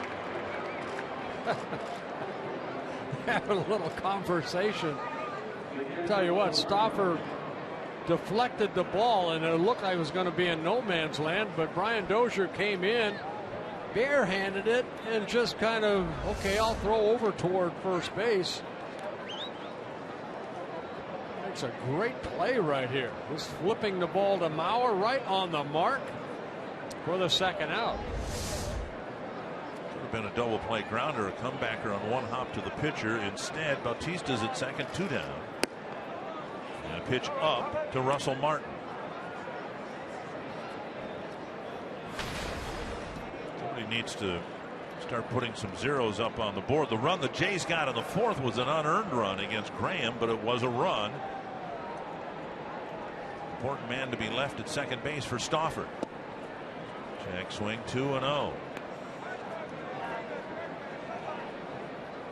16 pitches, just 6, or 17 pitches, just 6 strikes for Stoffer.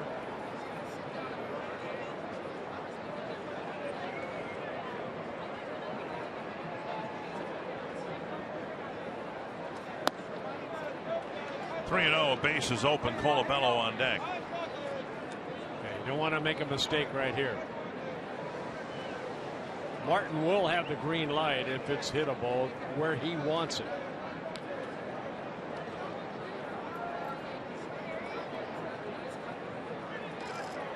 Off the middle. And a base hit.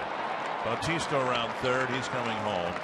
And the walk cost the Twins another run. You know, Stoffer's been around a long time. He's got to know that right there. That fastball right down the middle of the plate. And Martin, you know, he's a good hitter. He brings a lot of energy with him. And, you know, he's looking for a fastball, something that I can drive up the middle. And he got that pitch, drove in his 24th run of the year. Ball right there. You have first base open. You can go to a fresh hitter in Paul Bell, but instead it's an RBI single scoring Batista, who had walked. And now Colabello with 2 outs, a runner at first. 2 runs in the second, a run in the fourth, 1 so far here in the fifth. And Colabello fouls it off the end of the bat.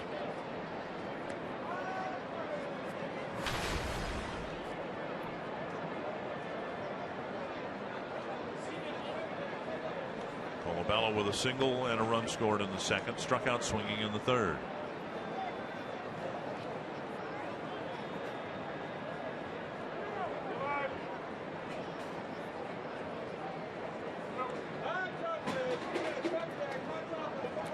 Twins have put together a good contributing bullpen to their good record, but you don't anticipate going into your bullpen in the second inning. It was the 8th time this year that the Twins have had a short start of less than 5 innings. You can't do much about what happened today. No. With Nolasco's ankle. No, and then Trevor May had one where he was hit by a line drive up in Seattle. So, you know, some of those are going to happen. Remember, Phil Hughes left early with that hip flexor. He got 5 in, but then came out of the ball game. Right. 1-1. Ooh. Martin was a little tardy getting back to the bag, but back safely.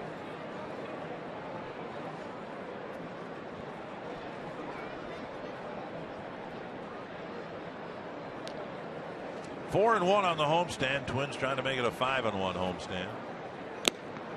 And Colabello loses a hand on the bat, swinging and missing. 1-2.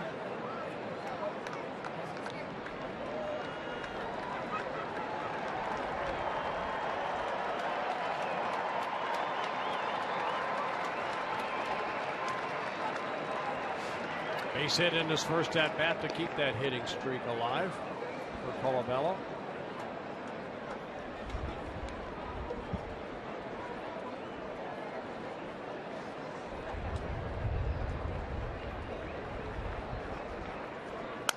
Jam shot and a roller. Santana charges and fires to Mauer. A walk with 1 out and an RBI single with 2 outs. It's 4-1.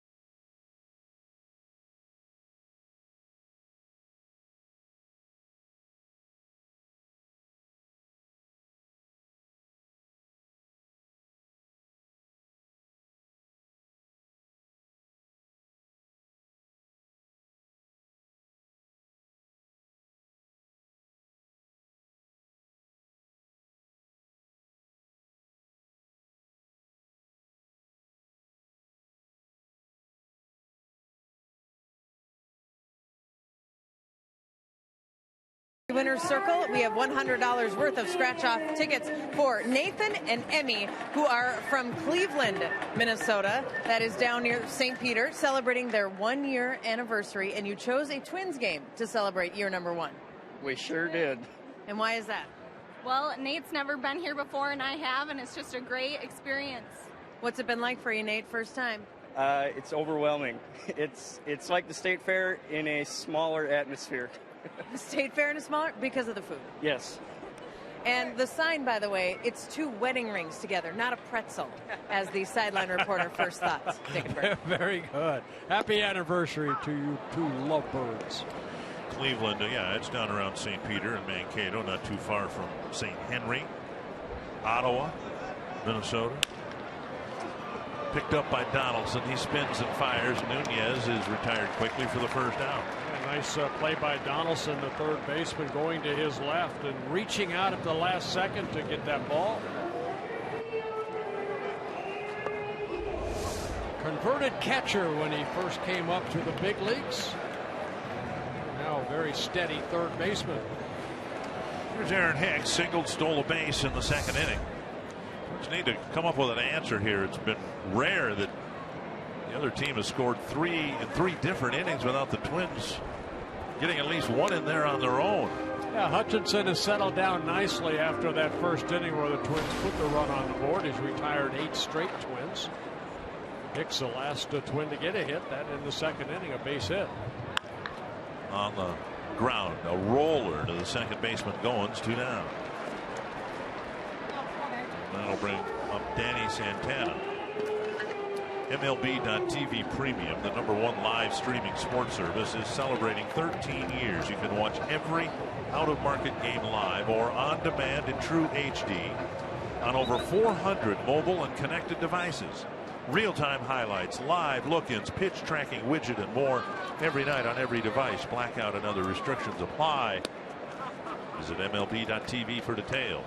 Swinging strike to Santana. Going to pop up to short his first time up. Hutchinson very purposeful out there, doesn't waste any time. Fouled back. Got Mark Burley on your staff. I was going to say, that's exactly where I was going. You watch Mark Burley pitch and you see the good defense behind him. You know, why wouldn't you want to be like him? Work quick, throw strikes. And Santana flips one foul. Talked to Burley a little bit today, and he was showing me where the smash off the bat of Suzuki hit him, and it was right on the Achilles tendon. And he stayed in the game, obviously, and made a great fielding play to end the game. It was a chip on the left field line, a long run for Colabello, and a foul ball. Still 0-2 to Santana. This is a Toronto team that struggled in the pitching department, a team ERA of 4.57. Only the Red Sox have a higher team ERA, and where do the Twins go after today? They go to Boston.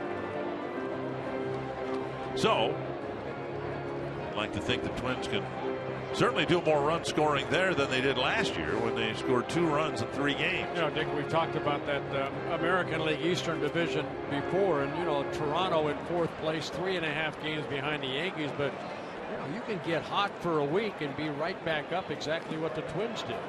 Santana struck out, and Mark completes the strikeout. 3 straight 1-2-3 innings. Second time through the order has been a really good one for Drew Hutchinson.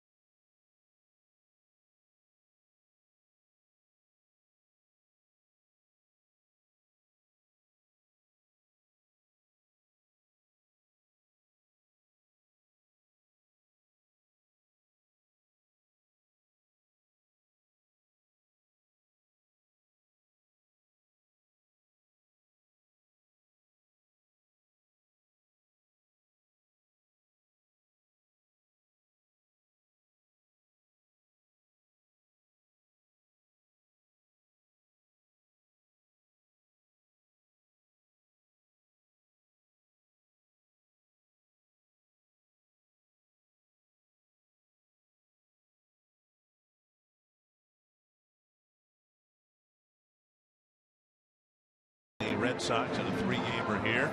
Toronto won the first game, leading now the final game of this series. Tim Stauffer, and he's the third Twins pitcher. Ricky Nolasco left after facing 2 men in the second with an ankle injury. The Twins will have Nolasco undergo an MRI to see what exactly the issue is. There's a bunt foul, 1 strike. J.R. Graham gave up 1 unearned run in his 3 innings. The first 2 runs charged to Nolasco. Stauffer gave up a walk and a 2-out single for the 4th Toronto run. 1-1. White Sox behind John Danks, leading the Astros 5-0.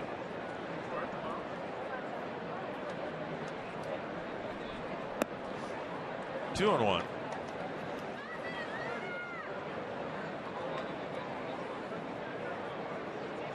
Astros still have that 5-game lead over the Angels in the Western Division. Playing good baseball. That hits Stauffer in the foot, literally kicks it into left field. It's a base hit, a leadoff hit in the 6th. That ball would have went right to Santana, who was shading Carrera up the middle. And at the last second, Stauffer put his foot out and deflected it into left field. See where Santana is. Watch where this ball's headed.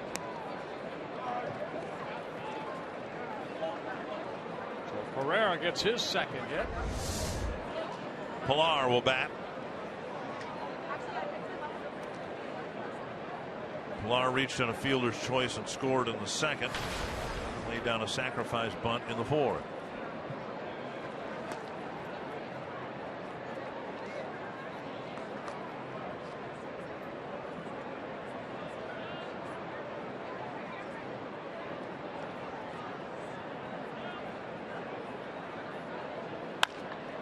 Double play grounder. Santana to Dozier. Dozier to Mauer. That takes care of that. And Stauffer stayed out of that one. Taylor made double play. The old 6-4-3.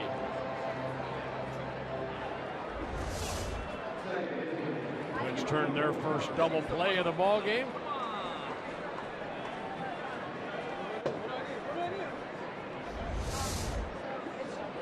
Two down. That'll bring up Ryan Goins.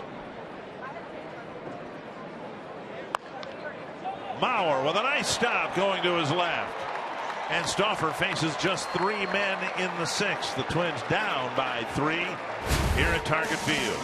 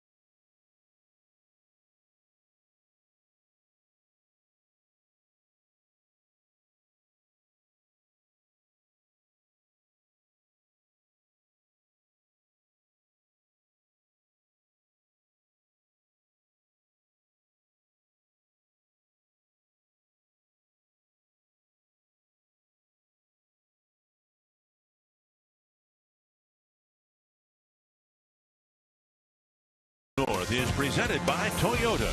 The Toyota Time Sales Event ends June 1st. Hurry in today. Toyota, let's go places. and by Sanford Orthopedics and Sports Medicine, for the everyday competitor in all of us. 4-1 Toronto.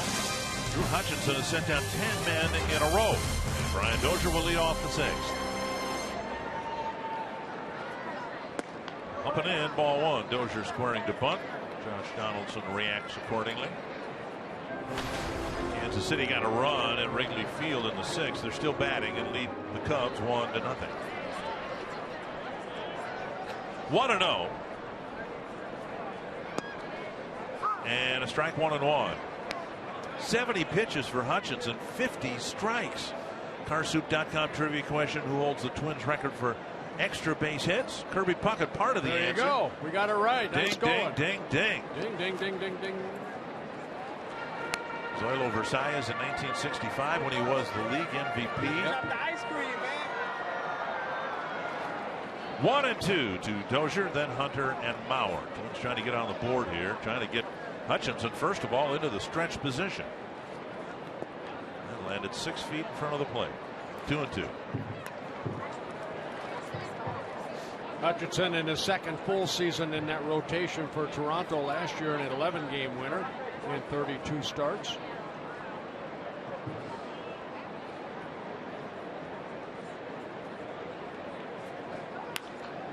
And a hook foul. Twins will go to Toronto for their only trip there in the first week of August. 4 games in Toronto. And as we've suggested all along here in this homestand, the American League East race is going to be very interesting to watch with the 3 teams bunched together. Line down the line. Dozier making a bid for another extra base hit, and he'll get it. Started the game with a double. He gets another one here, leading off the sixth.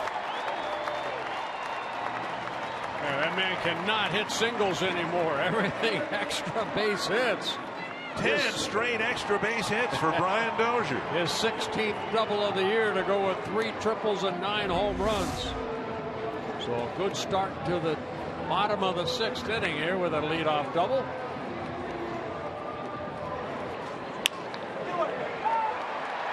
Donaldson came out, went up as high as he could, just over his glove into the corner again, just like his double in the first inning. Here is Hunter. Fly ball and a line drive to right. His first 2 at bats, and he takes one down the middle, a strike.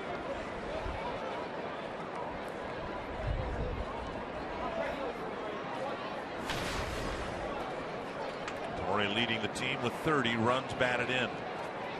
Didn't drive Dozier in, but he did push him to third base after the first inning double. To right center field. Pilar setting up. He's got a very strong arm, but his throw cut off by Reyes. Well, like in the first inning, Torrey Hunter hitting that ball deep enough to allow Brian Dozier to tag up. Give another RBI situation for Joe Mauer.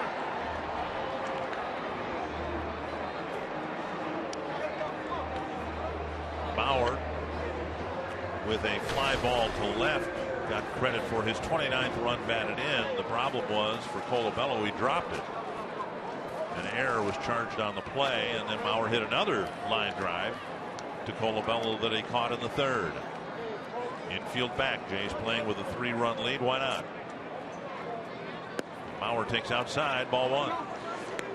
A characteristic of this Twins team through this incredible month of May has been their ability to bunch hits, walks, things like that together. They have not done that to this point against Hutchinson. They got a couple of hits and a run in the first, a couple of singles, no runs in the second, and then of course innings 3, 4, and 5 the Twins were retired in order. But more often than not, one extra base hit in one inning is followed by another one later in the inning. See if Joe can do that right here. He has 11 doubles on the year. A couple triples, a home run.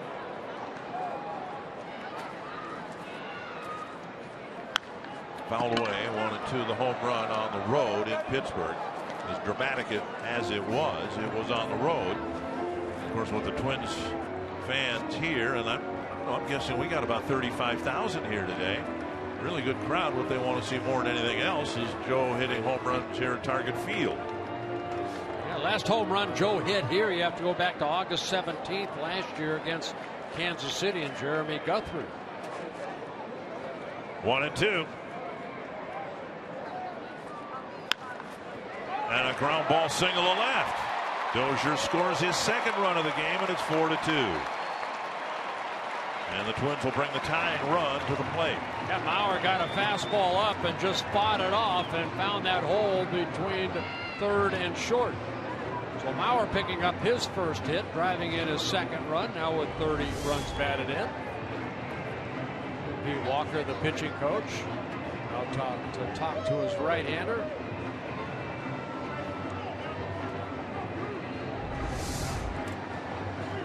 Brian Dozier has now scored 40 runs this year, 2 today, and 40 on the season, 2 behind Josh Donaldson. Plouffe at the plate, representing the tying run.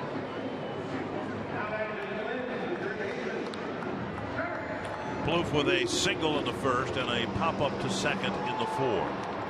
And if you're thinking about home runs, Trevor Plouffe was 7 of them. 6 of those 7 hit here at Target Field. Hutchinson's given up 6 in 63 and a third innings.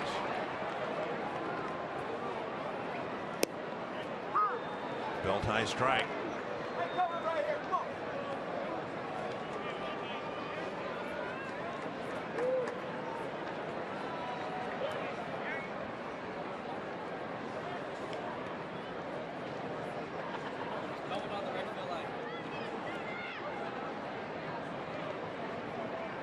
Shane Green yesterday, he gave up 5 home runs in 2 innings for the Tigers. 5 home runs in 2 innings. Here's a drive to left field to tie the game. That was almost like a call. A 3-run 6th, and the Twins have tied it at 4.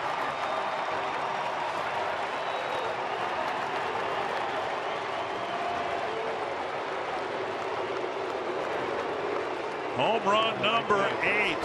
I wanted to wait and let the crowd go Plouffe. Exactly what they did. 8th home run of the year for Trevor Plouffe. 7 of the 8 hit here. And he knew it. You can see his reaction. He knew that ball was out. He knew the game was tied. And the big Twins do have a big inning against Hutchinson. A big 3-spot put here, up here in the 6th inning. This game can be so cruel. Drew Hutchinson had retired 10 men in a row. And in the 6th, Dozier started it with a double, a single, and home run that followed. No decision for Hutchinson. Tell me about it. As he exits from the game.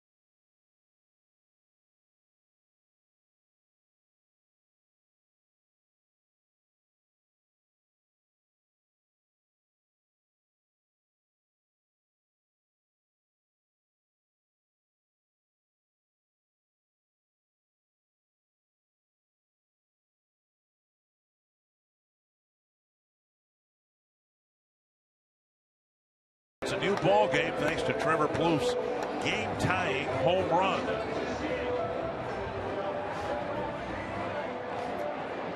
Roberto Osuna coming into the ball game out of that bullpen, making his 22nd relief appearance in his rookie season for the Blue Jays. Signed by the Blue Jays in 2011 out of Mexico. And Suzuki takes ball one.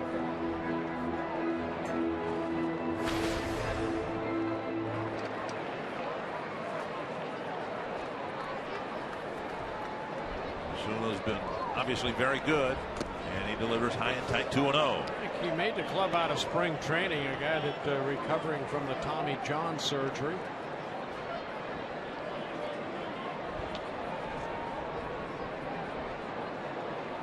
One out in the inning, which might not be done here in the 6th. Foul back just over our heads. There's a lot of things over our heads. Osuna just 20 years old. Last year he was at single A. Clutch home run for Plouffe to tie the game.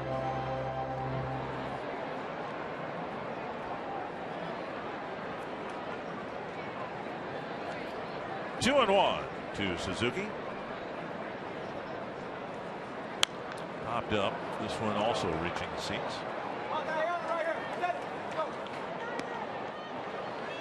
Two and two.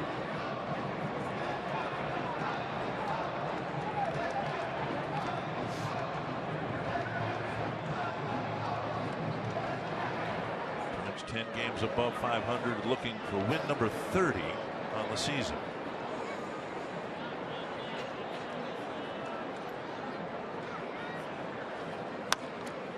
Suzuki fights one off, headed for the corner, down and away, got a piece of it.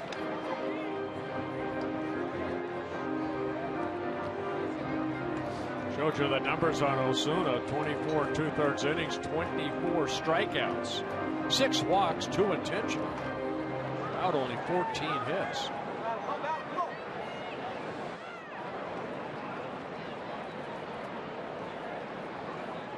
Slow. Say breaking pitch, it might have been a straight change, left up and in, 3-2.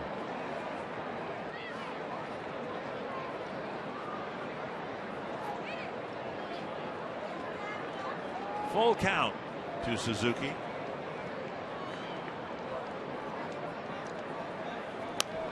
Ball back, and that just beneath us. Oh, nice catch by his hat. I think we need to award the Golden Cap Award. We've had a couple of great catches in this series. Fans with their caps, not bringing gloves.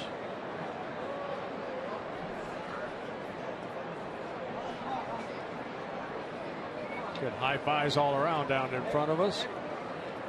Another 3-2 coming to Suzuki.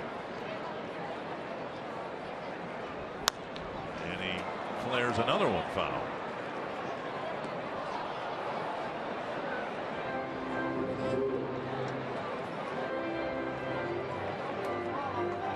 Six walks, 24 2/3 innings for Osuna. No home runs allowed.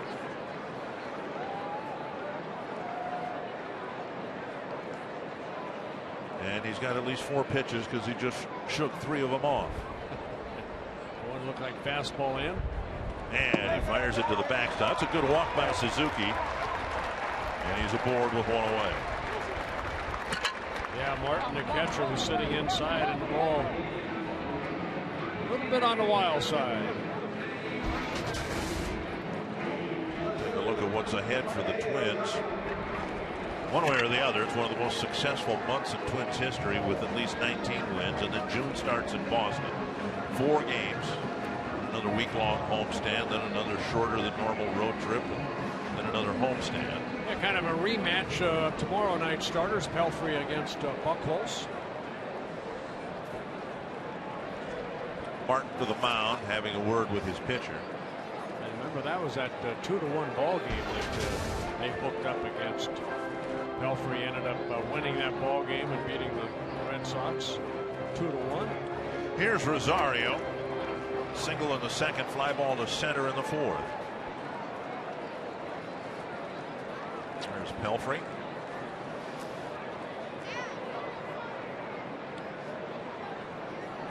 Rosario takes a fastball on the outside corner. 9 hits in his last 19 at bats. You have to like the run production. 10 runs batted in. A little more than 50 at bats. Down and in, and Martin blocks most of it.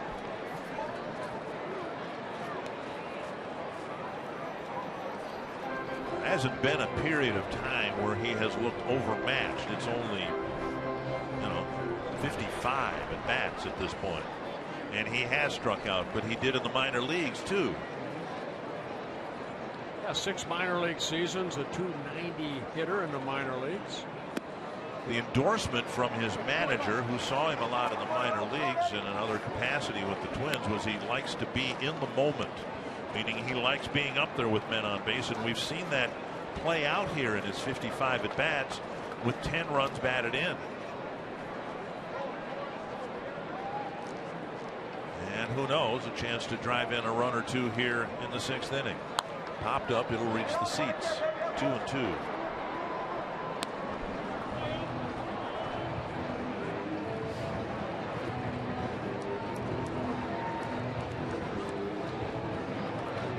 Chance to play the outfield.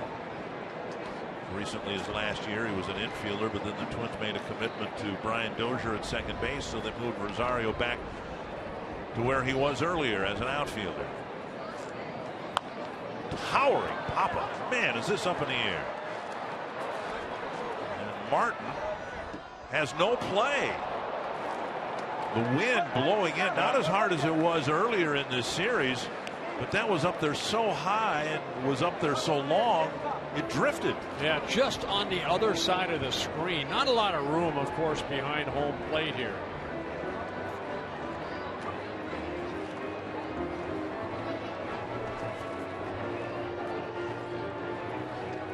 So Rosario will get another swing.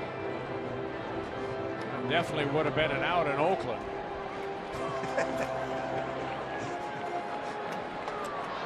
You know why? It's my understanding they have a lot of foul territory. Very good. 2-2. And that's what he does with the swing. He gets fooled on a pitch and strikes out. Good changeup right there by Osuna. 2 down, and that'll bring up Nunez. Well, after a 92, 93 mile an hour fastball, Osuna pulled the string, and that ball just sunk down and away. I don't know if that's a split finger or just a straight circle changeup, but it had good movement on it. Now Nunez. A dozen hits and 36 at bats. And some extra base pop. He takes low, ball 1. Comes into the game with a slugging percentage of .588, on base percentage of .405. Both numbers very good. 5 doubles and a home run among his 12 hits.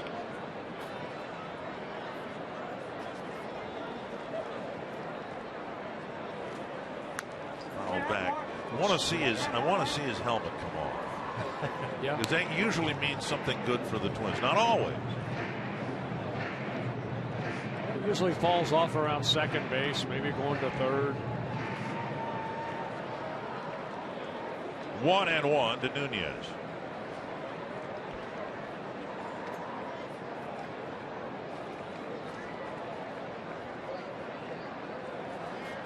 Swing and a miss, 1-2. So if he hits one to the gap here, you watch the ball. I'm going to watch his helmet. Okay. Okay? All right.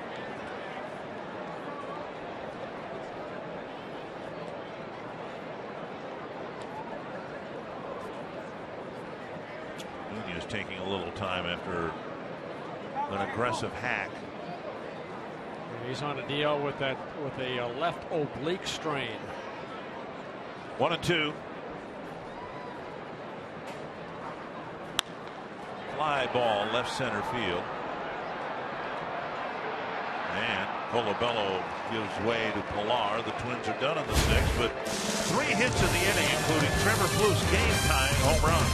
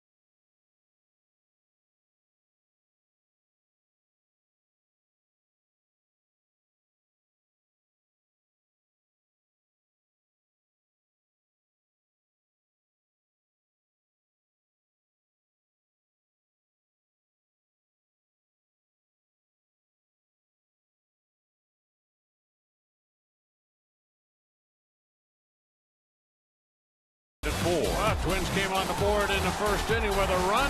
Dozier scoring off the error by Calabello. And Ricky Nolasco in the second inning has to leave the ball game with a right ankle strain. There's a little dying quail. I wanted to say something else, but 2-run single by that French Reyes. Yeah. And Martin with a base hit up the middle, and then we just saw Trevor Plouffe hit his 8th home run of the year with Mauer on, making it a 4-4 ball game.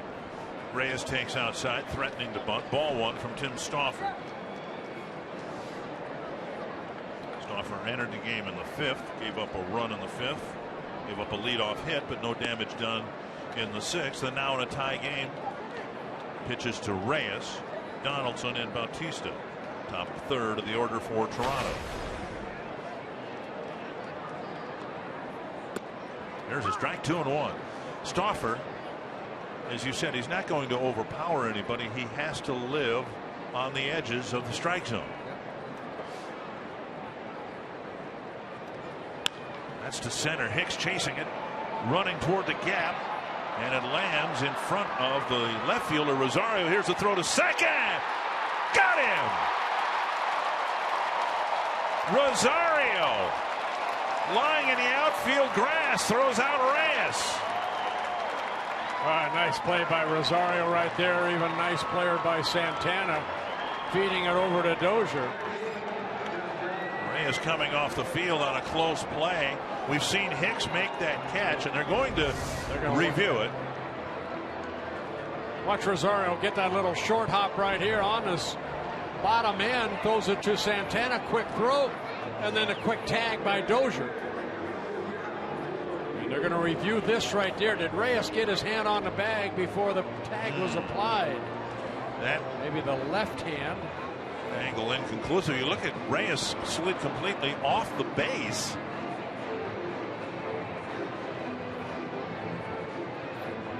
That's why, as a middle infielder, you like how far off he is, and Dozier already thinking he had the out.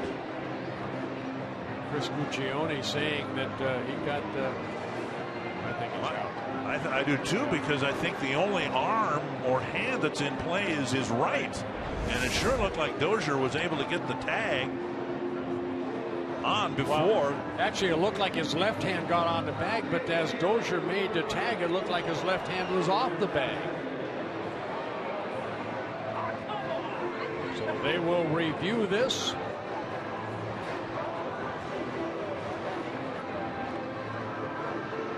And this is a big call in this ball game right here.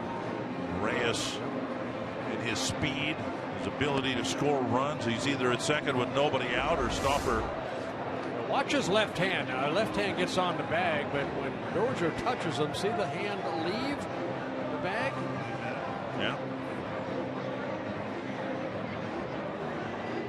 Tags him in the right hand. And they'll slow that down as much as they can in New York to see when the tag was applied, was that left hand still on the bag? Heck of a play by Rosario to get rid of the ball quickly, and then Santana cutting the ball off. It's one of the shortest relays you'll see, because where Rosario was to the second base bag, that's no more than 100 feet. Yeah, it was a good play by Santana, because he had to go get that ball, because it wasn't like thrown right towards second base. It was thrown out towards short and center field.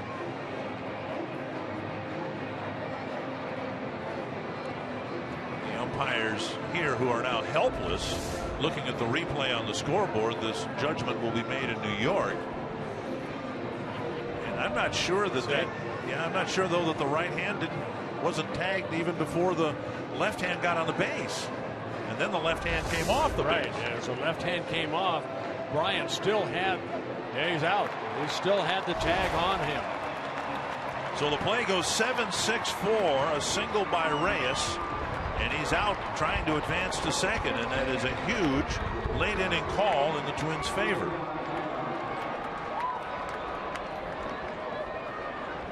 One down, and here's Josh Donaldson. There's another leadoff hit, but Reyes trying to take the extra bases thrown out.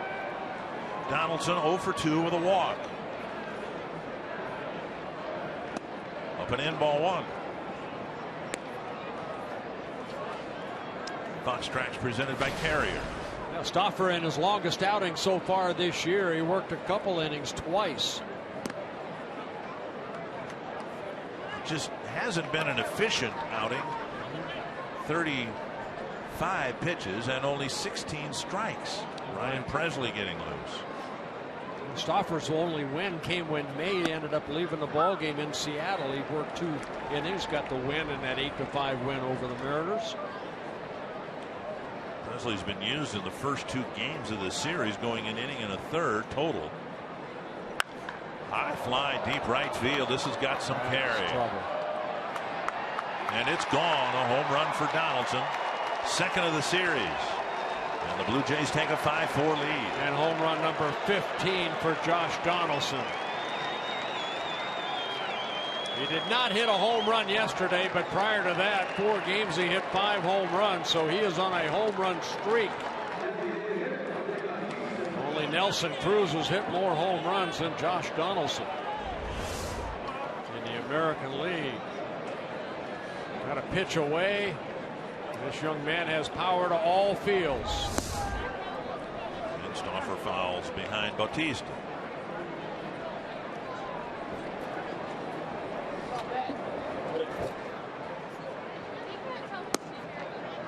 One and one. Well, the Twins behind again, but behind by 1, not 2, because of the call at second base. Stroked solidly to left. Bautista's going to try for an extra base hit. Rosario's throw to the bag, not in time. So in the 7th inning, 3 straight hits against Tim Stauffer. Second double of the ball game for Bautista. He had a double in his first at bat against Nolasco. Been 11 plate appearances against Stauffer, 5 hits and a walk. And Encarnacion will hit against a different Twins pitcher.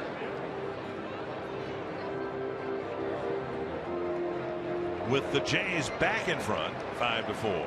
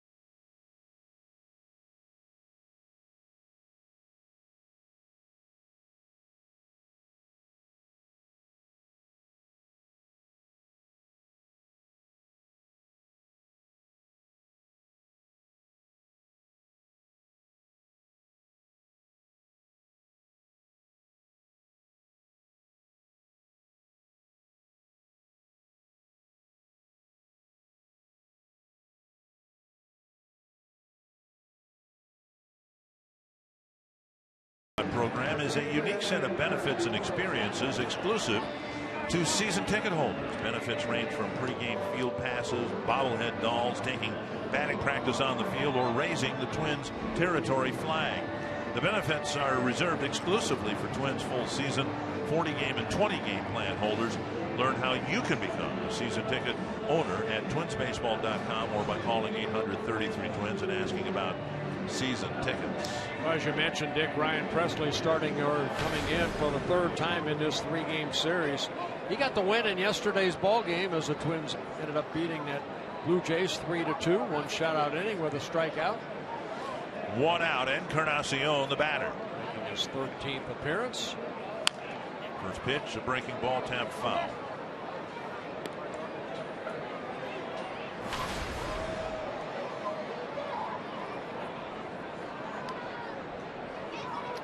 Encarnacion 0 for 3 in the game.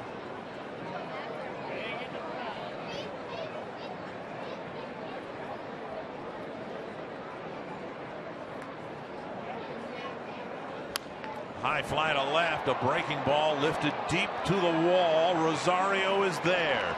Batista bluffs the tag, 2 down.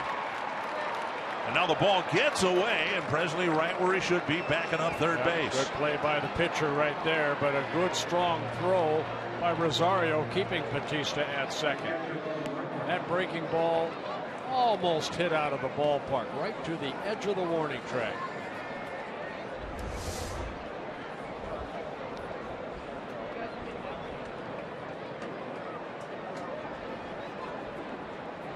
Rosario getting it back in quickly, 2 down.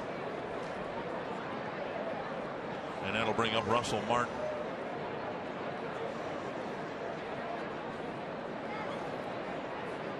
Martin with a pair of singles, including an RBI single in the 5th inning.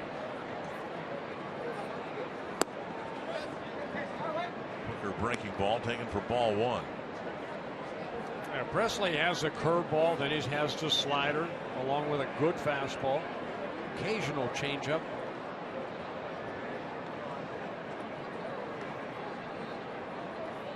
Straight over the top. Another quick slider, and it's outside 2-0.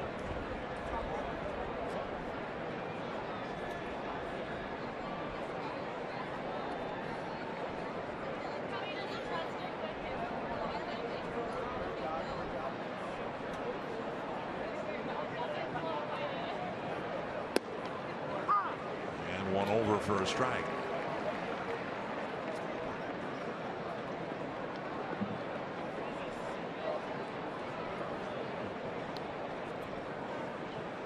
Presley, 26 years old, started the season down in Rochester, called up on May 1st.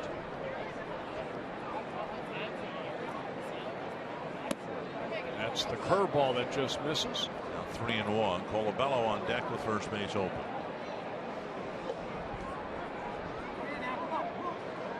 Toronto team built with power and run scoring ability, and a home run by Josh Donaldson has given them another lead here in the 7th. Ooh, boy. Martin takes a close pitch. Yeah, Martin on for the 3rd time in a ball game, a couple base hits, now a walk. We'll bring up Colabello. Only one batter's been retired this inning. That's Encarnacion on the deep fly to left. Colabello with a single, run scored, 1 for 3.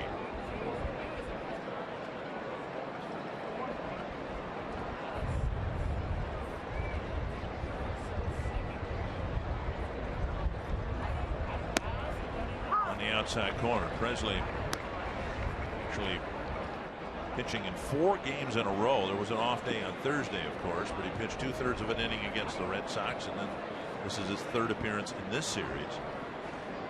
All of it necessary because of the early exit by Ricky Nolasco, who left with an ankle injury. Dozier gets a chest-high hop to end the inning. A solo home run by Josh Donaldson has Toronto back in front by a run.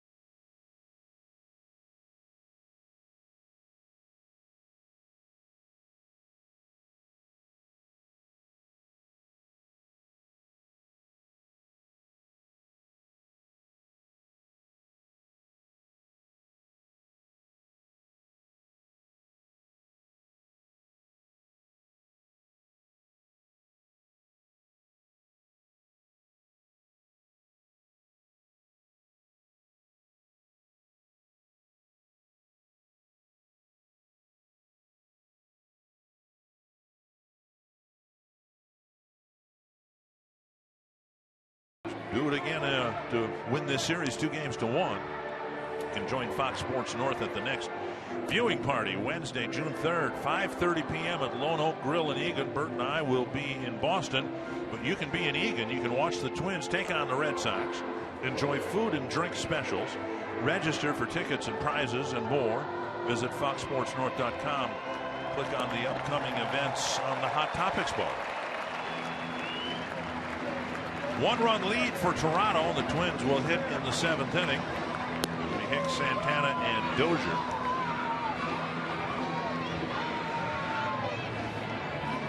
Twins tying it in the 6th, scoring 3 runs and getting into the Toronto bullpen. It's good to see the ballpark filling up with the Twins playing so well generally and at home.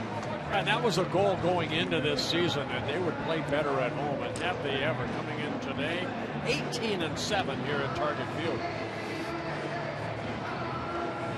See if they can pull this one out. Roberto Osuna out there. Walked the first man he faced, but then got Rosario and Nunez. Hicks with a single and a ground ball in the 2nd.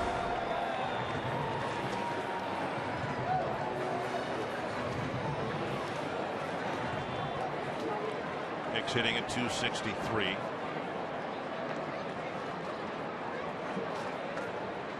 One of his strengths, a big part of his game, is drawing walks. Now over the last few games we've seen him start to pick up a few walks. Takes ball 1.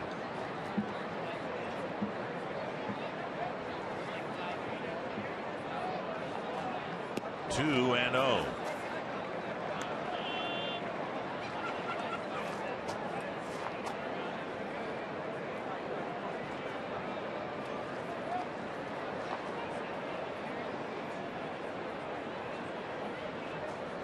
Swing and a miss, cutting loose on 2-0. It's 2-1. White Sox are leading the Astros 6-0, top of the 9th inning. Royals and Cubs are tied at 1, bottom of the 8th.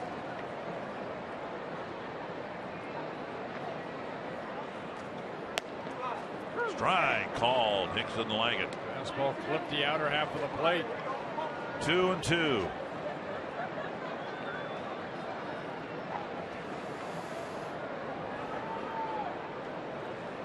Fox track says it's a bit outside. And now 3-2.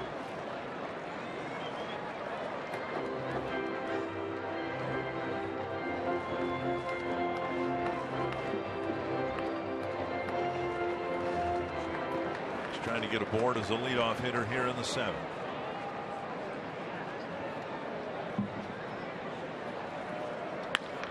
Tapped up the middle. Reyes to his left. Throws low and bobbled by Encarnacion. Hicks is aboard on a low throw from Reyes. Well, that's for speed. Makes that infielder know who's running. He's got to hurry his throw. Encarnacion unable to get that little short hop. Reyes comes in. Throws him a little sinker right there.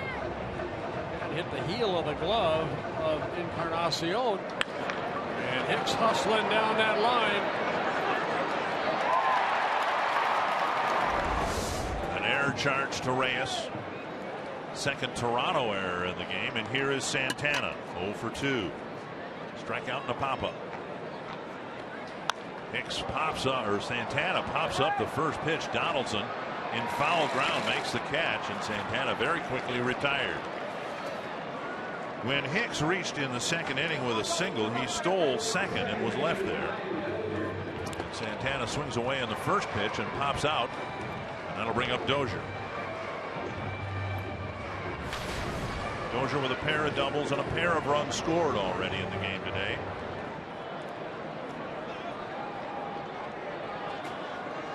You know, I call Santana heavy hitting a home run today. If I ever say that again, just slap me in the back of my head, okay? Well, he might hit in the 9th inning. Well, I hope so, but that was not a good swing. 1 ball to Dozier. Twins have played very well here at Target Field. Their one-loss record suggests that, but they have not had a lot of great dramatic moments in late innings. Plouffe has a walk-off home run here. The Twins are going to need at least one clutch late inning hit to get this game tied and then eventually take the lead. 1-1.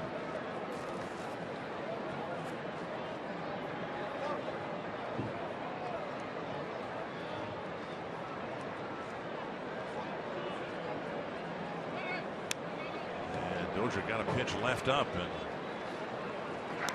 missed it, fouled it straight back. Bryant in his first at bat a double. He later scored the first run of the ball game, and then in his last at bat in the 6th inning a double.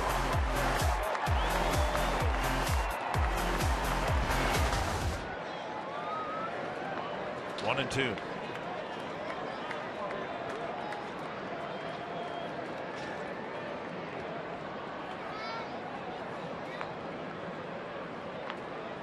Mark will walk out to the mound to talk to Osuna.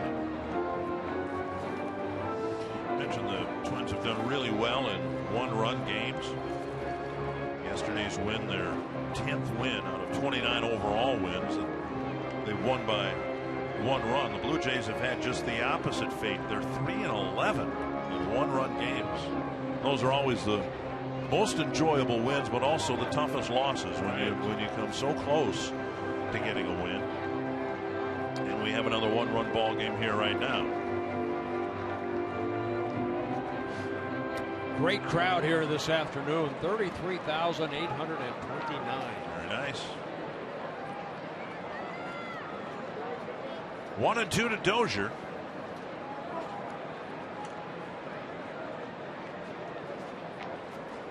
Popped up, backing out of play. Twins have not seen Ozuna before, but he, like Hutchinson, has that high leg kick that enabled Hicks to steal a base in the 2nd inning. Butch Davis talking to Hicks over at first base.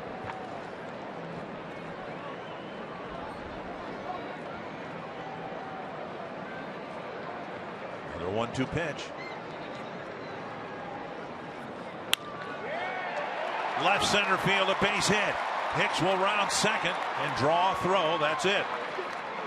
And Dozier with his 3rd hit of the ball game. The tying run at second with 1 away. Yeah, pitch left up, and Bryant just slaps it right into left center field. Well, good day at the plate for Brian Dozier. Like a little cutter breaking ball. It just kind of spun. Yeah. Here's Hunter looking for his first hit. He's hit 2 fly balls for productive outs, advancing Dozier from 2nd to 3rd. But in this situation, the Twins are hoping Torrey can deliver a hit and drive in the tying run. It would be his 31st run batted in of the year. Dozier with a huge lead at first, the trail runner. A drive to left field and hit deep. Colabello back off the warning track. Here comes Hicks. Here comes Dozier. Hunter has put the Twins in front.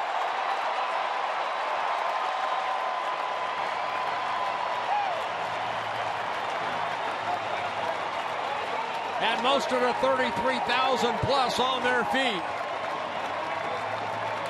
Huge hit by Torrey Hunter. A big 2-run double.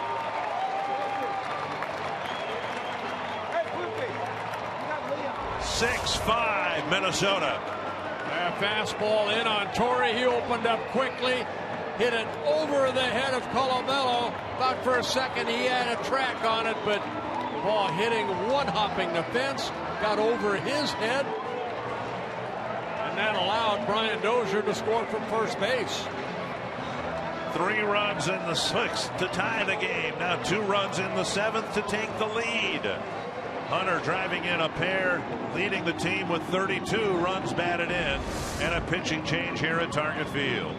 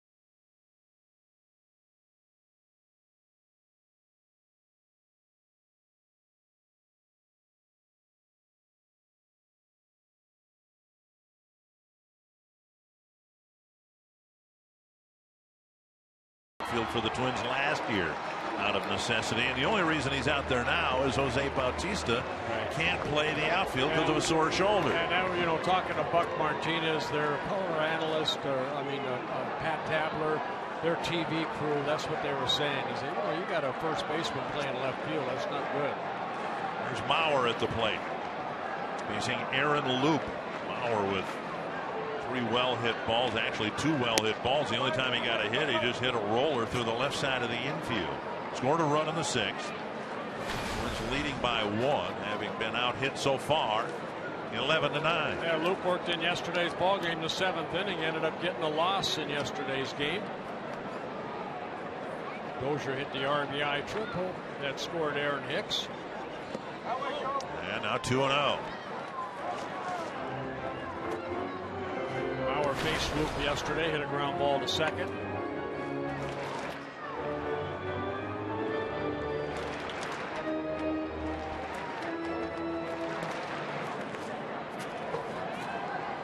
To Mauer.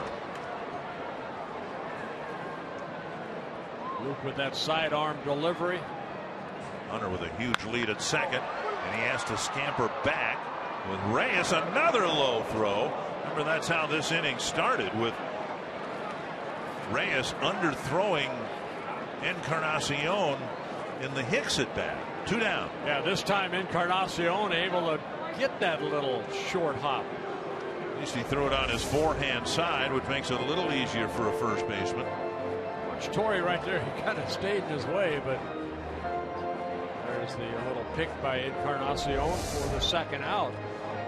Loop has to get Mauer. He does, and now he leaves.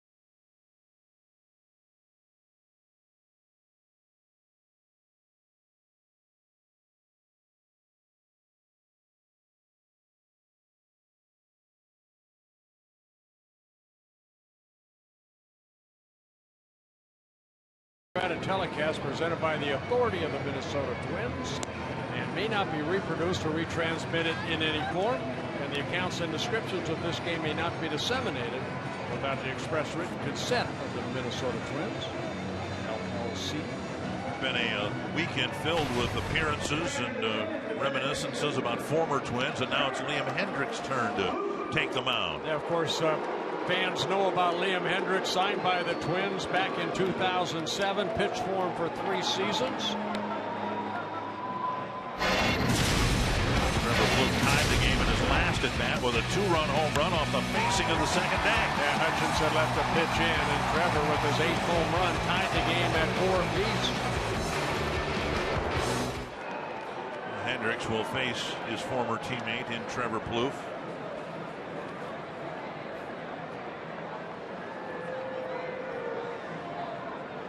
Hendriks made 6 appearances, 3 starts for the Royals last year, and then the Blue Jays got him and he made 3 starts, and much the same results that the Twins saw. Now relegated to bullpen duty. Yeah, they feel that, you know, he'll do a better job in the bullpen as a starter. outside 1-1. He's always had pretty good stuff. As a Twin, he did start 28 ball games. He relieved a couple games, but a 2-13 record with an ERA over 6.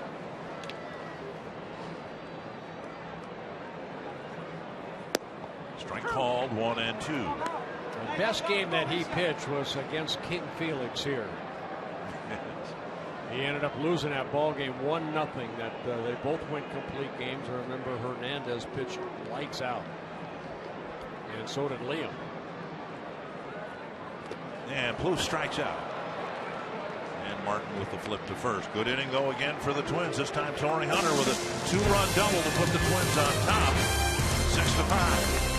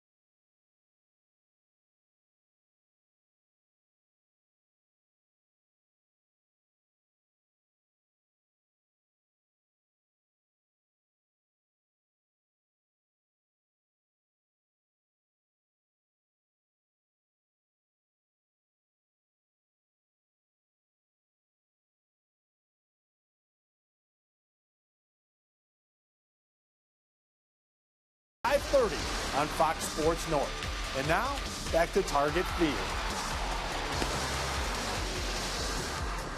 Twins last year at Fenway Park, 3 games they scored 2 runs and lost 3 one-run ball games, 1-0, 2-1, 2-1. I suspect we'll see more run scoring there. Twins hope there's no more run scoring here. They've got a lead now going to the 8th inning, and Blaine Boyer, who saved yesterday's game in the 9th inning, gets the 8th inning today. Yeah, he threw only 7 pitches, 4 for strikes, and a 3-2 win over the Blue Jays, making his 25th relief appearance. Carrera, Pilar, and Goins to face him here in the 8th. On the outside corner, strike 1.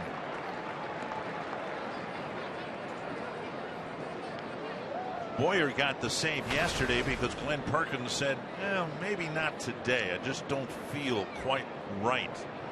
Perkins today's given the thumbs up, and it looks like he'll get the 9th if there's a lead to hand off. And so it, in a way, I think shows the resiliency of this bullpen. I mean, Perkins couldn't pitch. Wasn't his decision. The Twins just decided, Neil Allen and Paul Molitor, that they would not use him yesterday. So they put Boyer into the 9th. Strike called 1-2. Gave Fiend familiar turf the 8th inning. Both pitchers did their job, and now the next day they revert back to more familiar roles. Yeah, Boyer with that save, first save, 3rd career save for Blaine Boyer. Also has 9 holes on the year. 1-2 to Ezekiel Carrera. Check to swing 2-2. Boyer's displayed all of the characteristics you would want of a late inning reliever. He's got the stuff, but just the numbers. Doesn't walk many people. 6 walks, only 3 of those unintentional.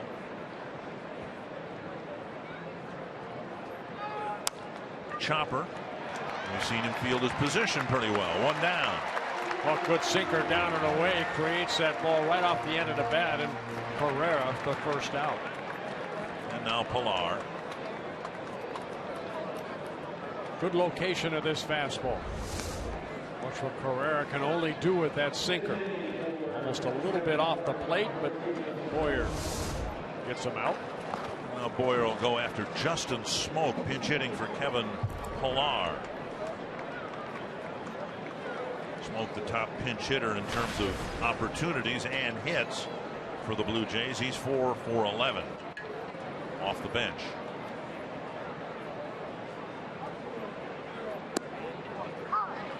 Slow breaking ball and called strike one.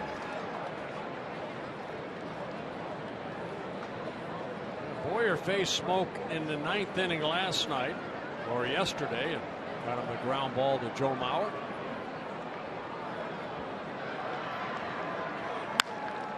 Sliced foul, 2 strikes.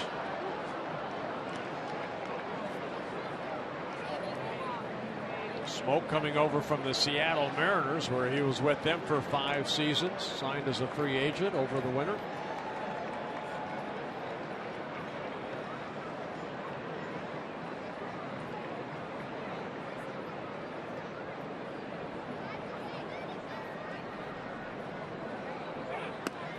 Up and away, 1-2.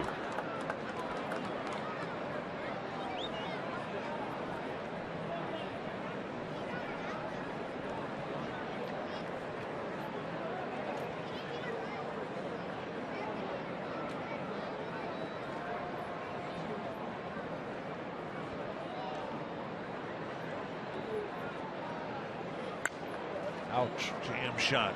Backhanded Plouffe firing on the run. Not in time, and the ball rolls away from Mauer. No chance for Smoke to advance. Smoke down the line will get an infield hit with 1 out in the 8th. Yeah, great effort right there by Trevor Plouffe. He was playing Smoke towards shortstop, and on the run has to able to get something on it, but Smoke hustling out of that box. Smoke stays at first base. Ryan Goins will bat. Munenori Kawasaki running for Smoke. Kawasaki just called up. Steve Tollison, a Twins farmhand, was with the Blue Jays, but he was put on the disabled list.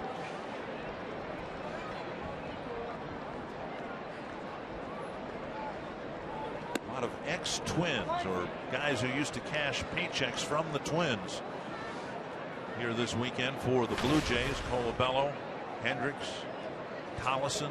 Tollison signed by the Twins in 2005.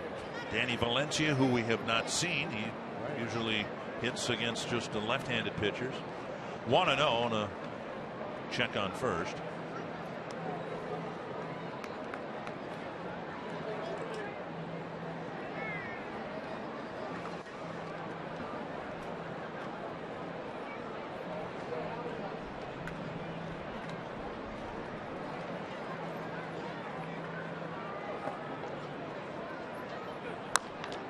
Tapped foul. 1-1.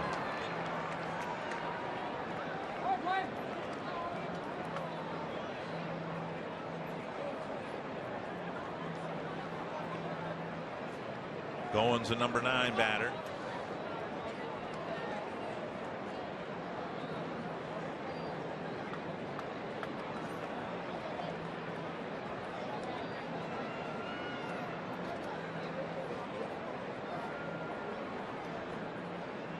Barring a double play, Reyes would hit next here in the 8th inning.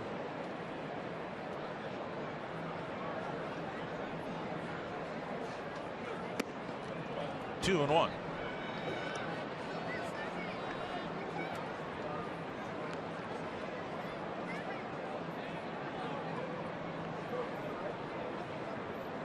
Every homestand this year has been a winning homestand for the Twins, and this will be one such homestand regardless of the outcome of this game, but a chance for the Twins to go 5-1 against Boston and Toronto. There goes Kawasaki. Suzuki's throw on the bag. Got him. Santana reacting. Well, John Gibbons coming out. Santana reacting like he might have gotten hurt on the play. Kawasaki standing on the bag, and Gibbons is going to talk to second base umpire Chris Guccione. Right there, Suzuki had a little trouble getting the ball out of his glove, but a good strong throw. Santana's quick tag got him. Now there's an issue with the replay. They're going to go ahead and take a look at it, remembering that the Blue Jays used their challenge, but after the 7th inning you can ask the umpires to take another look, and that's what's happening here. And I think John Gibbons is going to be 0-2 on his challenges here, although this is technically an umpire's review. Well, this is why the review was put in. They want to get it right, especially late in a ball game like this. Santana appears to be okay. There's just something about the way he reacted, like he jammed or sprained his wrist or something. Didn't take him very long to see the tag of Kawasaki, and he is out for the second out. So a good strong throw by Suzuki. Even though he kind of juggled the ball, boy, that ball was right there on the mark. The pitch up and away, and a good one for the catcher to handle, and he delivered a strong throw, and Santana slapped the tag on the left thigh. And other points as well. 2 down. Goins at the plate, and the count's 2-2.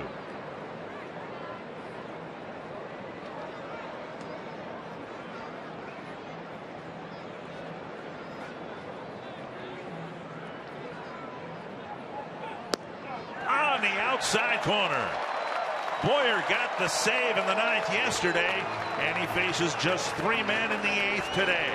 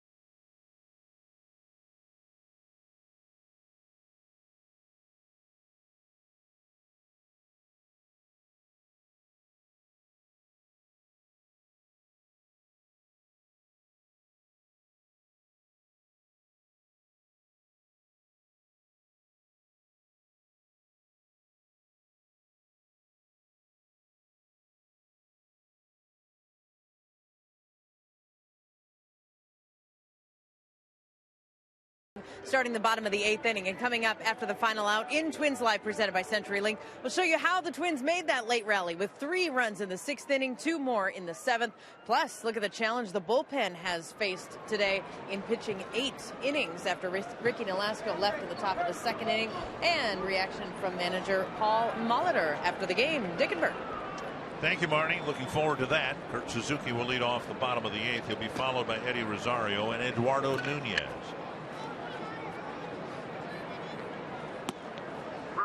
Mentioned that if things broke right for the Twins, they could head to Boston with the best record in the American League. Well, things have broken right. John Danks threw a complete game shutout in Houston against the Astros. The White Sox beat the Astros.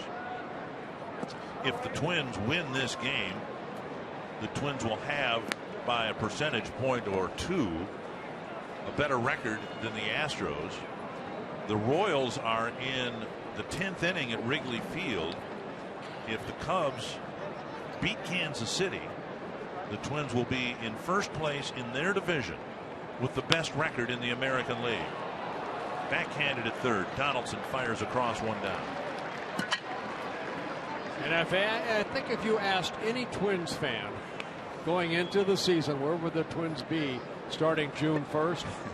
I don't think they would have said that opportunity like you just mentioned. Especially if they were watching on TV in the first week of the season or were here for the home opener. Herrera's now in center. Goins is in right. Kawasaki's at second.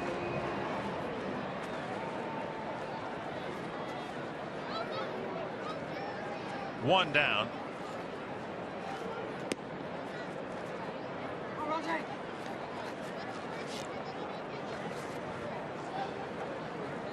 Rosario with 1 ball, no strikes, a single and 3 trips.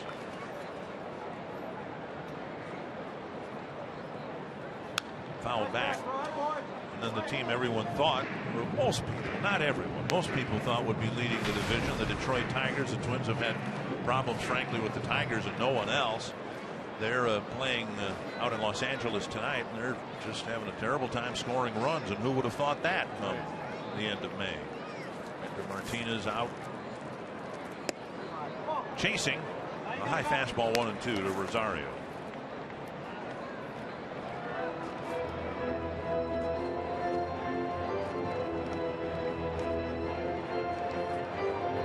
I think in terms of national recognition and a wave of doubt around the country that the Twins can sustain what we've seen for the last 2 months. I think the Twins are in a similar position that the Kansas City Royals were in a year ago. And it's not to say the Twins are going to get to the World Series. They could, but the Royals faced doubters all year last year until they got into the playoffs by, a whisker as a wild card team, and then pretty much ran the table until Game 7 against the Giants.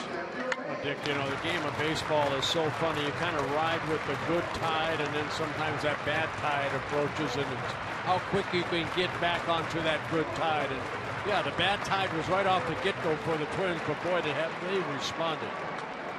2-2 to Rosario. And he chases. Strikeout.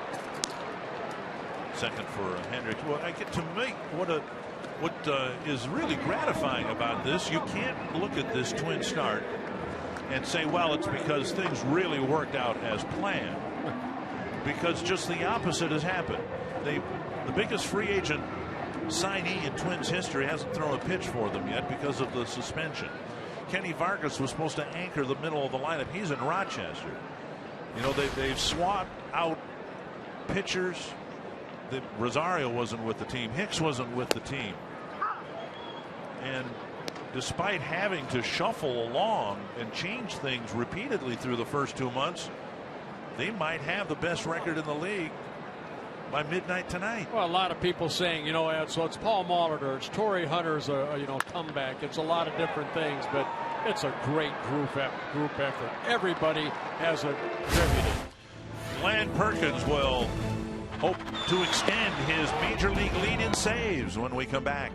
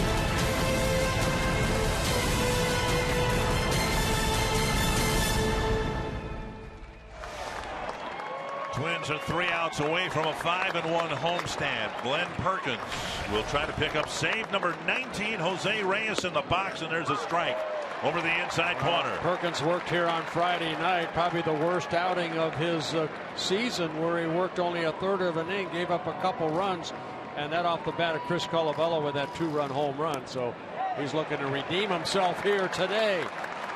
And he's facing Reyes, who, as we pointed out throughout this series, is really struggling from the right side of the plate, hitting just 139 as a right-handed batter, 354 from the other side.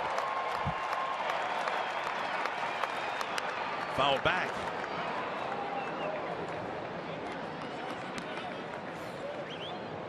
And it's 0-2.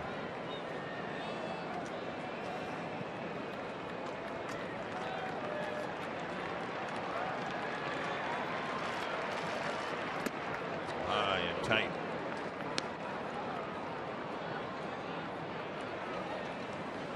Reyes, Donaldson, and Bautista.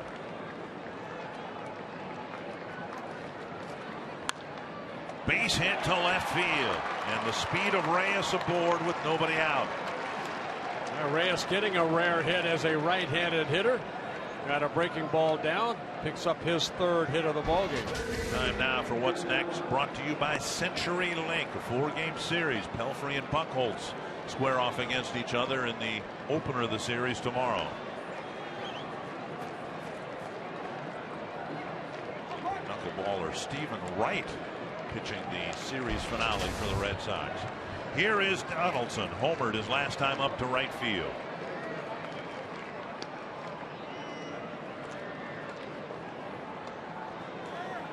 Reyes 4 steals and 4 tries.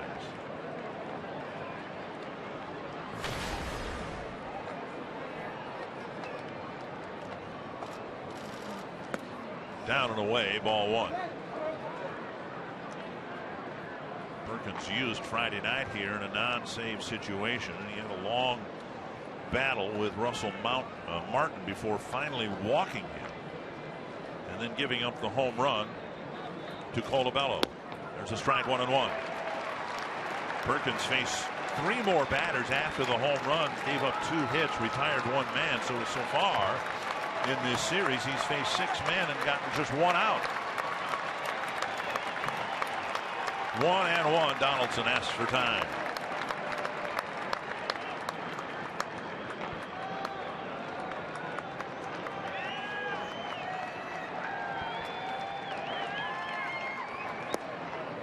Two and 1.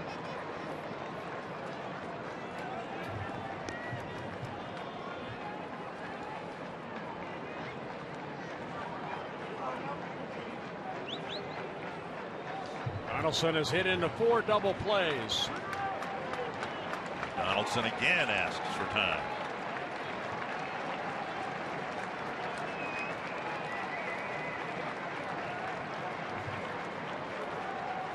A high fly to center field. Hicks back on the track. Out number 1. Reyes trying to tag. He will advance to second base.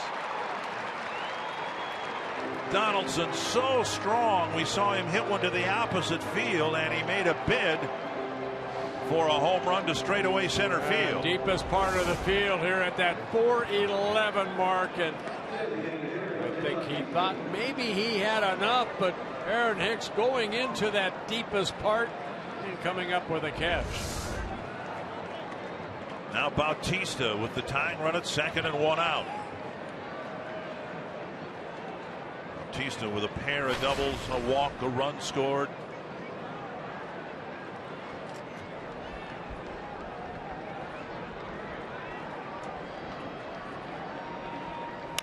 High fly left field. Rosario out number 2. I tell you what, if that's Bautista's last at bat in this series, is this the first time he has not hit one in the 3rd deck in that target field in a series? Whew. You know, I thought about that. Pair of doubles and a walk, and I was just about to say it's the quietest series he's had here. Yes, it is. And a fastball just kind of tied him up a little bit, and he hit that deep fly ball to left. Bandwagon filling up, folks. Here's Encarnacion. Ball one.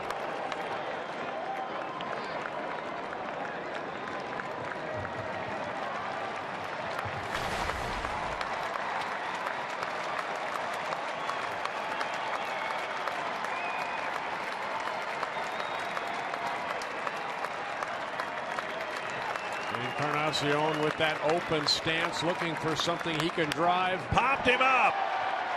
Perkins doesn't want it. Mauer does. And the Twins win another series at home. A leadoff single for Perkins.